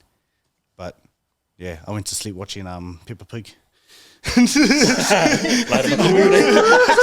turned on the TV, put on Peppa Pig, and went to sleep. But that's the first and last time that I've had anything like that. And just to know that I wasn't the only one that's seen that at that house. The brother's seen it. The niece has heard someone repeat to her, saying her name. So they had come home one night before us, and they go, Lou, is that you? And something responded with, yes. And then her nephew had gone, the same night, gone to the back door, because it's never locked, to open it, and it was locked, and he thought she was having a shower. But we got home and we told him, the doors don't lock. So why the fuck didn't you go inside and use the toilet? Because he went to the other house. But yeah, so nothing can explain what's happened in that house. There's nothing that's happened, like when we look it up, but something's definitely happened between a family that's been through the house, because I think it was built in the late 60s. It's an old house, really old, falling apart slowly, but yeah, the family's renovating it, my partner's family. But yeah, a lot of things have happened that no one can explain there too, and with my experiences, that sleep paralysis, besides ghosts seen as a kid, and like the elders talking to themselves with a shadow figure in the hallway, and then us getting hidings because we've seen something that we're not supposed to see. And with that certain house was like a gateway to spirits through the elders that had come from the islands that's brought like something with them, like if it was a good entity or bad, but just little kids seeing something that they're not supposed to see. And I must say, like, making up stories. So the elders know what they've seen, they know what we've seen, but the parents don't, and they want to keep it that way. So yeah, that's my take on. Bro, that's mine. bro, you gave me goosebumps, man. You could think of little white girls and they're giggling. Yeah. Bro, they're just, oh, man. Yeah, and I've never slept in that lounge ever again, nor that house. This happened like 2021, I think, 2022. Oh, damn, just still. But I still go to the house, but I don't sleep in that house anymore, just because of that situation. Damn. Who's next, Daddy? Nah, with me it was more. I think when I was a teenager, I believe, and I was still living at mum and dad's house. And when I was a teenager, I was a smoker, like smoking cigarettes. And I was sitting outside. I forgot. It was late at night, whatever. And I was having a coffee. And then I was just having a coffee, having a smoke, and there was no wind, no nothing. And then this little strand of grass in front of me just started twirling. And when I look at the other bits of grass, it wasn't twirling. There was no wind, and it was just that one grass that was twirling around. And that kind of like got me off right. So I didn't even finish my smoke. I didn't finish my coffee. Right? I just tipped it out, threw it out, and just ran straight in the house. Later, did I find out that that's you being in the presence of a spirit. Like those are the signs that a spirit is near or around you. A couple of years later after that, I was going through some things, and I think it was one time, I was outside, and this boy just came out of nowhere. And like I've never seen this boy before, but that boy knew who I was, and he was like, "Oh, Kingston, hey, Kingston." Okay, who the fuck is this guy? Like walking around in my parents' house, and he goes, "Oh, it's me." I go, "Who?" "Oh, it's Caleb." And then Caleb is my brother that passed away, and it was so I would have been like the eldest of 6 if he was still alive. He would have been, I think, child number 4. So like between myself, my brother, and my sister and Caleb, we're all 1 year apart. And when he came along, I was like, "Hey, who are you?" He goes, "Oh, it's Caleb." I go, "Caleb who?" I go, "Your brother Caleb." I go, "Nah, fuck, you're dead." Like, "Nah, it's me, bro." And I was like, I thought, because I wasn't doing anything, I thought it was just, like maybe there was something in the air, or like, bro, I didn't smoke weed, I didn't do anything. I was straight. And then he was like, "Oh, I was the one that came to you a couple of years ago." Like, "What?" Like, yeah. "Remember that grass that was like this?" I was like, "Nah, bro, nah." Then that freaked me out, then I gapped it. And I ran back in the house, give me about like 10 minutes or whatever. Look outside, and my brother was gone. And I think maybe like a couple of years later down the line, I became a father. And I asked my dad for permission, like if I can use my brother's name, Caleb, as my son's name. And that was just me trying to keep my brother's name alive. It was weird in a way because my dad, obviously like my brother passed away and he had the name Caleb. So then my uncle, I think my mum's brother, asked my dad for permission if he can carry that name for his son. But then his son passed away. And then I was a bit skeptic trying to take the name, but because I wanted it was for my dad because it was a son that he never had. So I was like, "Oh, Dad, can I borrow this name? Like, can I take it?" And then even though my dad gave me permission and gave me the blessing, I was a bit iffy because I don't know if, third time around, maybe my son won't be born. But like, obviously, yeah, my son was born, and that was me paying homage to my brother and my dad. But then in a way, it was me like, when I see my son, I'm like, I wonder if my brother was like that, how he acts, his mannerism. So in a way, like when I got into the paranormal field, it's kind of like me. Hopefully, I can cross paths with my younger brother again. So since the first incident, I was a teenager, The second incident was when I was nearing my 20s, and then when I had my boy, I was 21, and from that day to now, like I'm not searching, but I'm just waiting. Like hopefully, I see my brother again. So I think that's one of my main reasons as when I go on locations with the boys, like at the back of my mind, I'm like, I hope like the spirit box don't pick up my brother's name.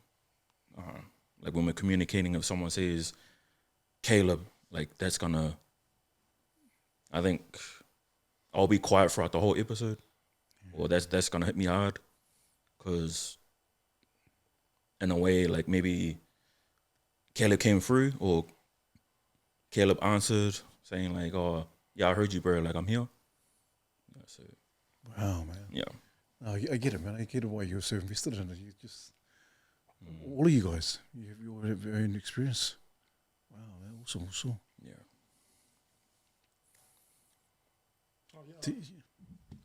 Okay, my turn. Sweet ass. So I've got heaps, bro, but I'll give you this story. When I was about 7, I believe I was about 7 or 8, I went on a school trip out of Auckland. We went to Rotorua and stayed at a marae. And if you know how a marae is set out, usually you've got the wharenui, that's where all the mattresses are, and you know all that. Got the wharekai, the kitchen, and then the wharepaku is usually kind of off to the side. You know, the toilet's off to the side. So must have been about, I don't know, it was early morning or late at night, you know, between midnight and 2 o'clock in the morning. I got up to go to the toilet, went out, you know, wharepaku.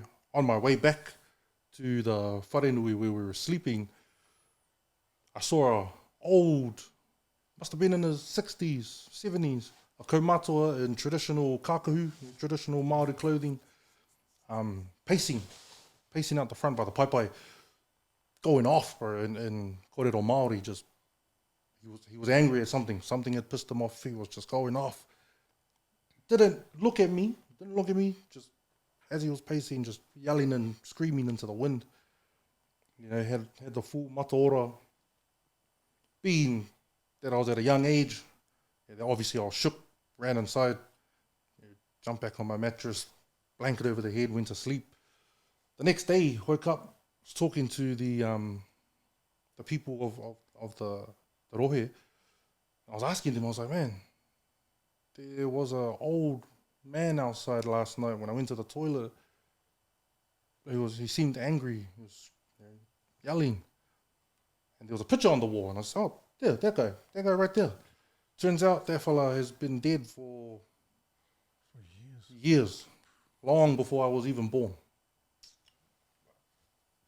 But I vividly, like I saw him.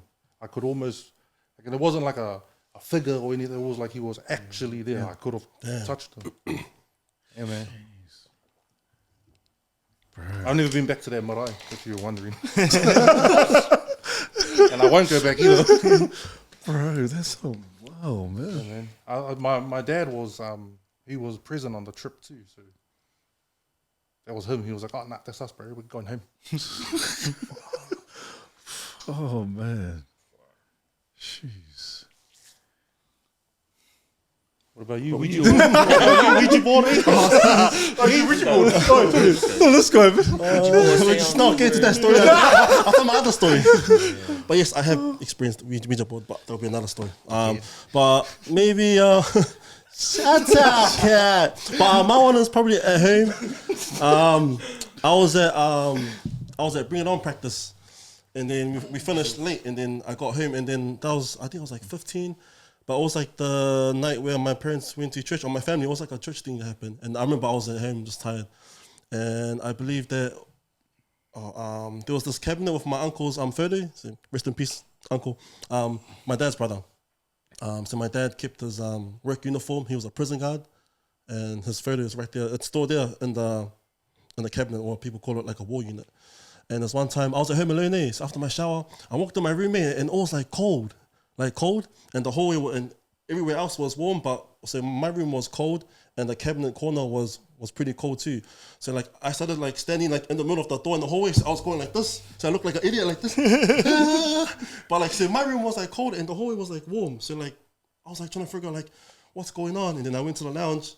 It was warm, but that corner where the cabinet was, it was like pretty cold too. But then so the first thing I looked at was my uncle's photo. So like I was like trying to think like, nah, this is not like paranormal stuff. I was like, nah. And then so then I just went on the computer and I started like typing in like what are some signs, and then they said that like cold or like light bulb twitching, cold areas. And then from there I was like thinking like, oh, I think this is my uncle Lee. So this is a story that I haven't told my family, but to this day, yeah, Exclusive. But yeah, so my family. But like for me personally, I believe that was my uncle like being present at home when I was alone. Wow. So it's pretty buzzing. So shout out to my dad's brother, Uncle Fally, rest in peace. So yeah, nice and short story. See, What about when you were in Tonga? You went to talk. What? Are we gonna say that? Tonga as well. Are we gonna talk about that? story. Yeah, when you're in your room. He was vlogging in that Tonga. could be. When you shit yourself. Nah, I was actually scared. So I went Tonga. Just a random trip just to go do some vlogs. Recent, bro. It was like last year. Just do some vlogs there. And there's one night I was vlogging after my food vlog. So I was like vlogging and I told the boys like I just missed it. Like it was like probably like 5 minutes that I cut off because I was like just fucking sick, you know what I mean? So like I was vlogging and then the hotel, the reflection was like showing on my camera, and then I saw like a girl in pink on the window, and then I started like, I sacked it. I was like, nah, fuck this, I'll just press it. I stopped it, and then that's how like the ending of that vlog was kind of like salalau like everywhere because I told the boys, gee, I saw like this girl in the pink and the white like behind me. So then I just cut my vlog. So at the end of my food vlog, or just a random like, oh yeah, sweet guys, that's it. See you in the next video. Or just cut. And I told the boys my experience. So I saw like this random girl behind me, like from my reflection. And then I don't know if it's like a spur like around where I was staying. So I stayed in the city. I stayed like where Coastline Hotel is. That's like where the wharf is, or the boats, the ships come in. Yeah, it's haunted. That was like random as, and yeah. Go in there. Yeah, just had to bring it up, baby. I said. But yeah, that was one experience in Tonga. But yeah, it was just random. That was just random. And then so all my mates were out.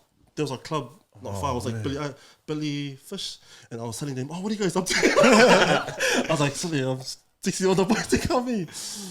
But yeah, even to this day, I don't know what or who, but that was one of my experiences in Tonga. For the first time, I saw like a little girl in red. Man, so something with these little girls. It was these little girls. They just. It was like also it was just like a blur like body. Like so I was like, hey guys, and then I just saw something and I just stopped it and I just like sacked it. Yeah, I was scared. There you have it, guys. Yeah, I was scared. That's for bringing up the lake house. That's for bringing up the lake house. But wait, another thing, like it's so funny because like was it Carrington? It was an episode and it was funny because like these guys, or sometimes the boys would be like, man, where's Gerard? Because like I'm those ones where I'll just wander off. So in Carrington, so it was like 2 levels. So we just got in. Yeah, this guy, he already covered the whole floor. I already covered like the whole floor and I went on top too, like the whole level. And I came back down. These guys were still at the same spot. Where'd you go? Like, oh, I just came from on top. I went like the whole, because I was trying to find that room where the body was dragged in Carrington. So like once we got inside, bro, I was just like going through every room. Yeah. And this guy was like, so like, John, slow down. I was like, oh, I went through that. And these guys went this way. Until it was like, until he saw me went back. And it was like, this boys. He went to these guys. And then these guys were like on the other side, eh? And then I went one way. I went one way. I cleared all the rooms trying to look. Went to the stairs. I saw stairs and I was like, I didn't tell the boys. I was like, oh, yo, sweet. Went up and then I ended up on that side and these guys were there. You're not even afraid. You just keep going. And this guy was like, solid boys, John just went through. And this guy's like, What about when you got scared? When you went down? oh yeah, what'd you put up, man? What happened? Now tell us. You have to tell us. You have to tell us, man. On his PV, so Teach can brace me on this. It's always at Carrington. Eh? So yeah, we were. So us three, me, Kingston, and Enzo were like up at the end of the hallway where like there's some stairs that go down. And we were standing up there. I think we're just chatting. Like, And I kept it here. and this guy, fair tough guy, want to go by himself. while we were talking. He didn't even go all the way. Nah, he made it like Just halfway noise, down just the. noise. He heard something. And he heard some tapping. The man came sprinting up the stairs, bro. Boys, did you hear that? Boys, did you hear that? We all looked at him like, nah, sorry, we were too busy laughing. Bro. Far, You man. should have seen, bro. His eyes were My wide. eyes I was was like, bro, I ran up and the first thing I saw was this camera on my face, and I was like, like this. What happened? boys, did you hear that? No. And then that's when the whole thing happened. Why were at the we corner. laughing? And we heard like everything, eh? Because you hit the brick. Oh, yeah. Yeah, so that's the whole. But yeah, like every hunt, these guys like saying, "So let's stay with us." And then Enze knows, even at Eaglehurst, Enze saw me like staying down, and the boys went upstairs, and Enze looked at me and goes, "Nah, I'm gonna go." Enze pointed, he goes, "Wait, so where's Yellow?" And then, he's still downstairs, just leave him. By myself. But yeah, these guys, they always like ground me. So let's stay together. They don't wonder. I was like, "Oh, Suzuki, stay together." But yeah, some funny experience here. But yeah, that was my experience at home. So Damn, man. You obviously you mentioned the Ouija board. You don't have to tell the story, but like, because you see that in movies, these Ouija boards, and people often think you open up a portal or dimension to the spirit realm, and so yeah, these boys don't like that. But The only reason why I don't play over because like I don't know how to open it and I don't know how to close it. Like I can't open a session and I can't close it. And I'm not trying to, but I know like once you open a session and you're trying to communicate, say like with your beloved that passed away, you don't know if that beloved is coming through or if it's another spirit coming through. It could be a good one, could be a bad one. And then if you don't know how to close it properly, because sometimes when people open it, they do their session, they get one little reaction like, oh no, throw it away. They throw it, but then they don't know like it's the spirit's latched on because you haven't closed it. yeah, because like the boys know, like the boys know me, like I'm in, like I've experienced Ouija board and I've experienced seance. Seance is like another time. It's like He does a seance in the cemetery. Yeah, I've done Tell that story. oh man, you've really run into it, man. He's a Just like dickhead. before I started to With his old group. That's why. Nah, I was like, That's why he left them. you guys leave me for That's why they didn't last. Nah, I was like, so this is like still like a trial just to communicate what one of the Asians was the Asian guy that I told you about, or was his grandma he wanted to talk to, and half of them were like tipsy, but I just tagged along, and then we did it at the Mannix cemetery.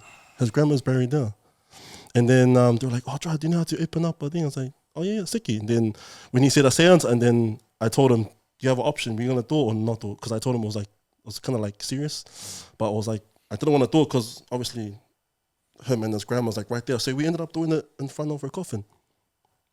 A seance there. So a seance is like we all like hold hands and then we just like what he said, like you just open it, questions, any like answers about the family. So the Asian guy was just talking to his grandma. But then one of the girls got scared. Yeah, and she's from West Auckland. Scared. But she got scared, so her arms were like this. She let go. And then the Asian boy started like spazzing out, like started swearing. And I was in the middle, I was like trying to like focus, like I was actually lost there. Like I was actually lost. Like I was like my mind blacked out. So I didn't know what to do, but the first thing that came to mind was bring your hand back, hold it, and then I'll just close off. Jeez. So I went for like a good 8 minutes. It wasn't that long.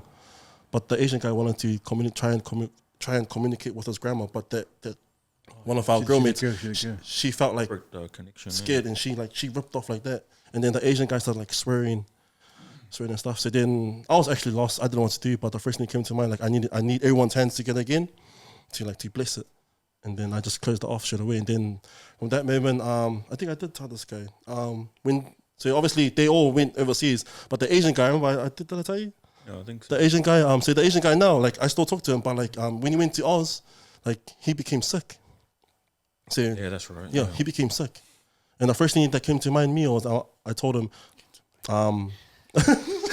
in my English is like a bit of it come to mind.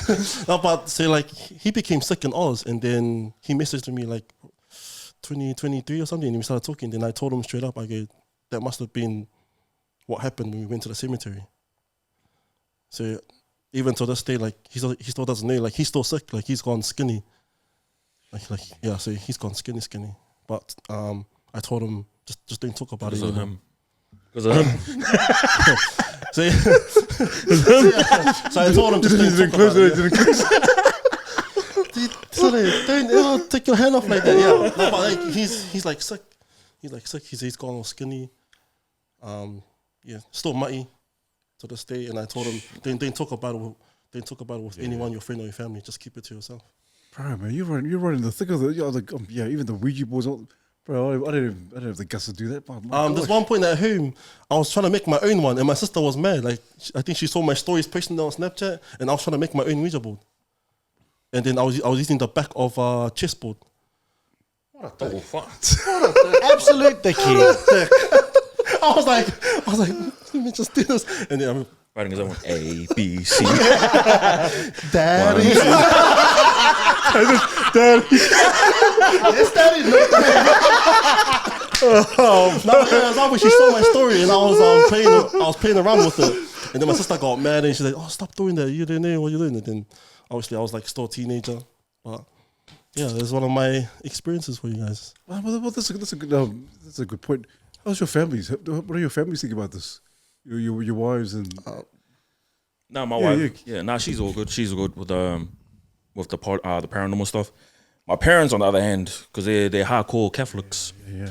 So like they won't talk about it, but I know they watch it with my other siblings. But when I come over, they're like, "Hey, better leave your mates over there." So when I walk over here, you leave your mates over there. I'm like, "Oh, no, don't worry, there's no one here." I'm like, "Are you sure?" Yeah. You sure? And they're gonna latch onto me when we give a hug. I'm like, "No, it's all right."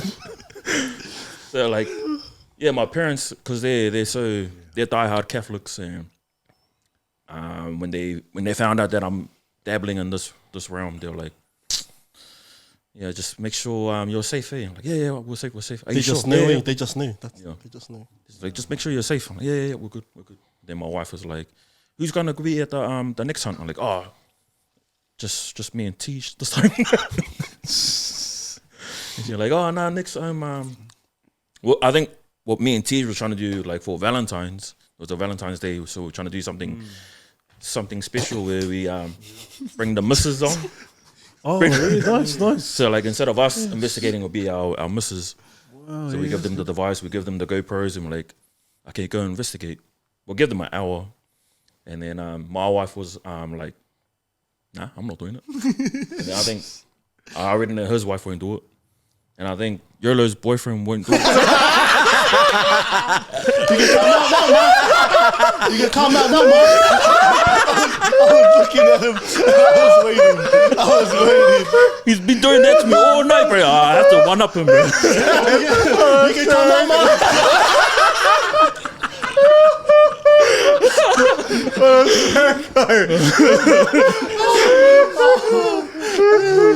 What did I do, man? I was waiting for him to point. So I was like, "Oh, we have to one up each other." Man. Oh man. Yeah, but we try to do that special, like Valentine's special, something different. Obviously, the wives weren't on board. So we're like, "Oh, no, never mind. We'll just do Valentine's just for the boys." You spent Valentine's Day?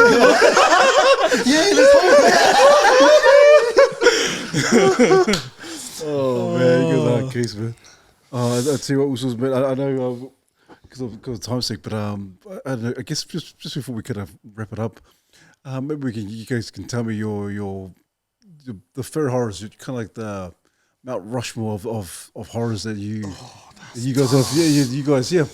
Oh, So- unless one each. Yeah, one each. Oh, yeah, so we got Peppa Pig here.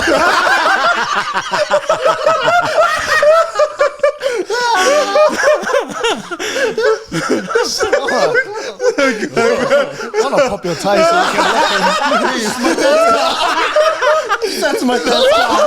I got a new car. Yeah. What's the that's number one? mean. The number one, yeah. One each. Yeah, one each. Yeah. One each. What's the top horror This is film? mean. I'll have to go Michael Myers, bro. Oh, yes. Yes, sir. Yes. I would have to say 13 Ghosts, Oh, that's classic. They're doing a reboot, eh? apparently. Yeah. They're gonna do like Are you old enough for that? a series. Were you born? Were you born? Were you born? Remember he was full of this.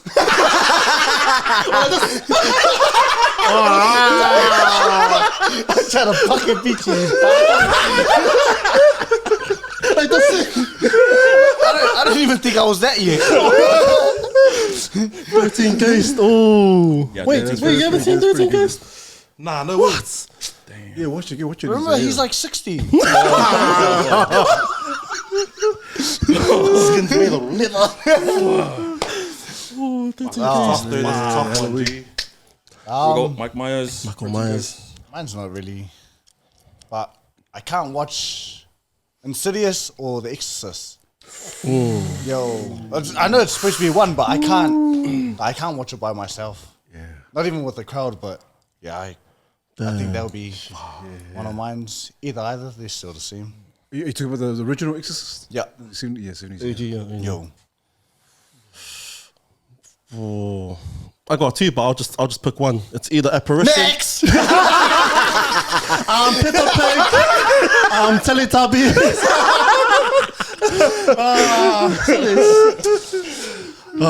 It's either other Apparition. You guys seen that? Oh, is it Oh yeah. Apparition or Sinister? But for me, I'll take Sinister Part 1. I'll take Sinister Part 1. So Michael Myers, which one? The very first one or the? It would have been, bro, but the latest movies are actually probably like my favorites now. Jeez. It's pretty good, eh? Man, that's pretty good, man. You got Halloween, 13 Ghosts, Insidious, Exorcist. And then I actually Sinister. dressed up as Michael Myers for our Halloween episode. Oh yeah, that's right. Yeah. Oh yeah, and you're a Joker. How about you? Yeah, huh? Oh, bro, it's always Exorcist for me, man. Oh, Because the OG, man, OG just they really are. Yeah. Do you guys remember Sorry, do you guys remember Orphan? Yeah. Oh. Yeah. The one with the little, what's The it called? little girl. Yeah. Damn. Not the reboot one, the OG. But OG Orphan was pretty mean, eh? You guys remember Orphan? The one with the Yeah, with the orphan. the Orphan. The one So I thought you would have said Jeepers Creepers, bro. That was your Oh, theme song. that was my theme song. But that movie was pretty like annoying to watch it going on. sellotape. Tell the story. Tell the story. We don't have time for that, bro. We don't have time for Tell them. Wait, what was the story? What's the story, Gavin?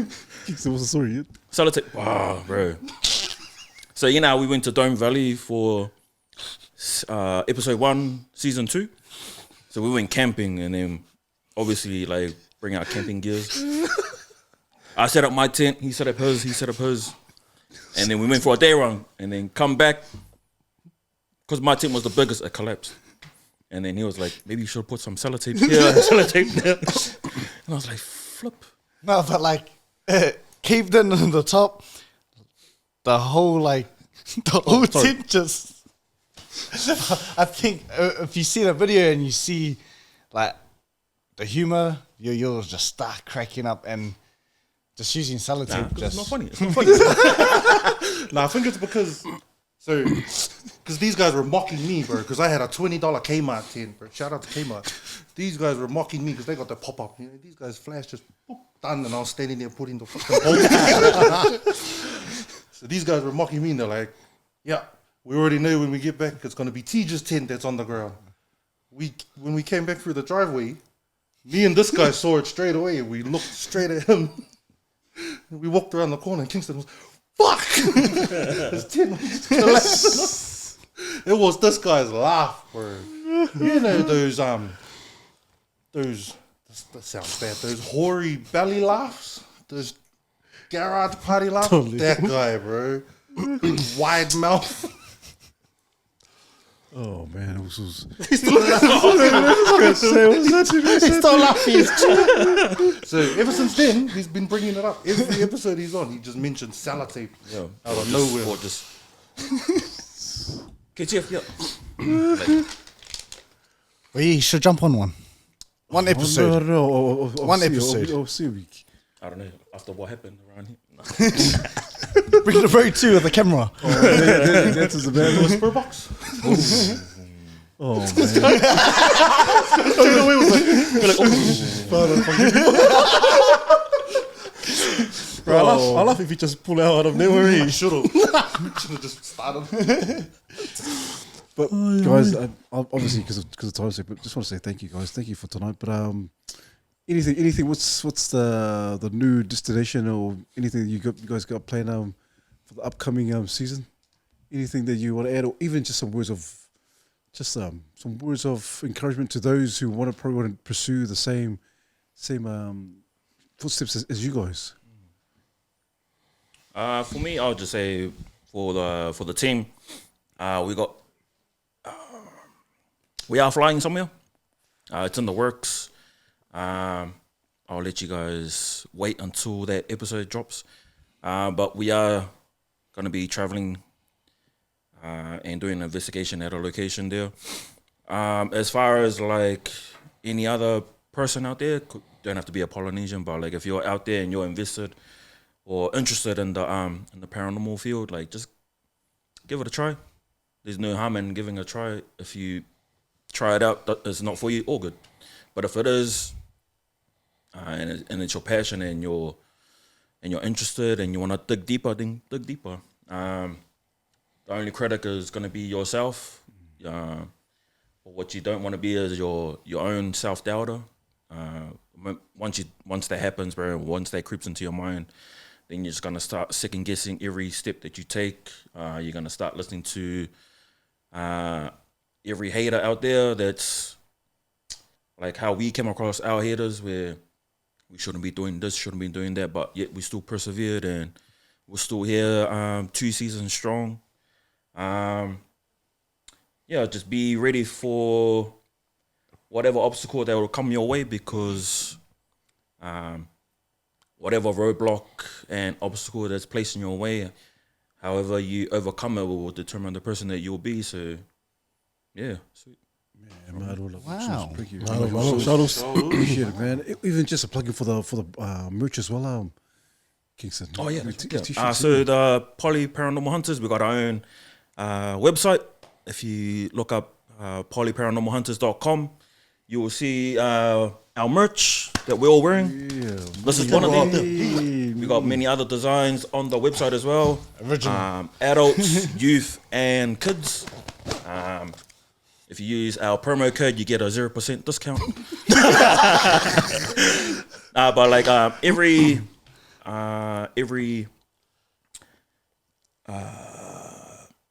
all your money will go towards Poly Paranormal Hunters as we try and push this brand out to the wider audience. Help us to get 2 better locations. gadgets. Because gas prices. Yeah, because gas prices, and help us pay our tolls to get to locations. I haven't paid it yet. But like all the proceeds will go towards helping us get to our goal, our destination, and our destination is hopefully we make it to America. Any little help any little donation, any little Yes, sir.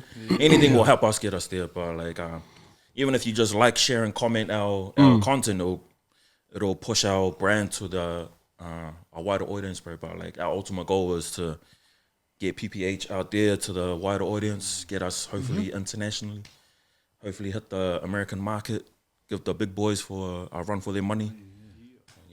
You know how everybody doubts the Kiwis down here, but they don't know like the Polynesians, bro. Like when everything is against us, bro, that's when we strive, bro. So once again, absolute pleasure, privilege and a pleasure as well. So it's just the stories, the laughs. Even though we laugh, but there's some real gold nuggets in terms of what you guys are doing. I can guarantee a lot of people are going to be inspired, and you're going to see a lot of young ones. I want to do the same thing. And so thank you for being pioneers and the trailblazers for the space. Once again, please don't forget to subscribe. Once again, the Poly Paranormal Hunters. Janus, Yeah. Band-Aid.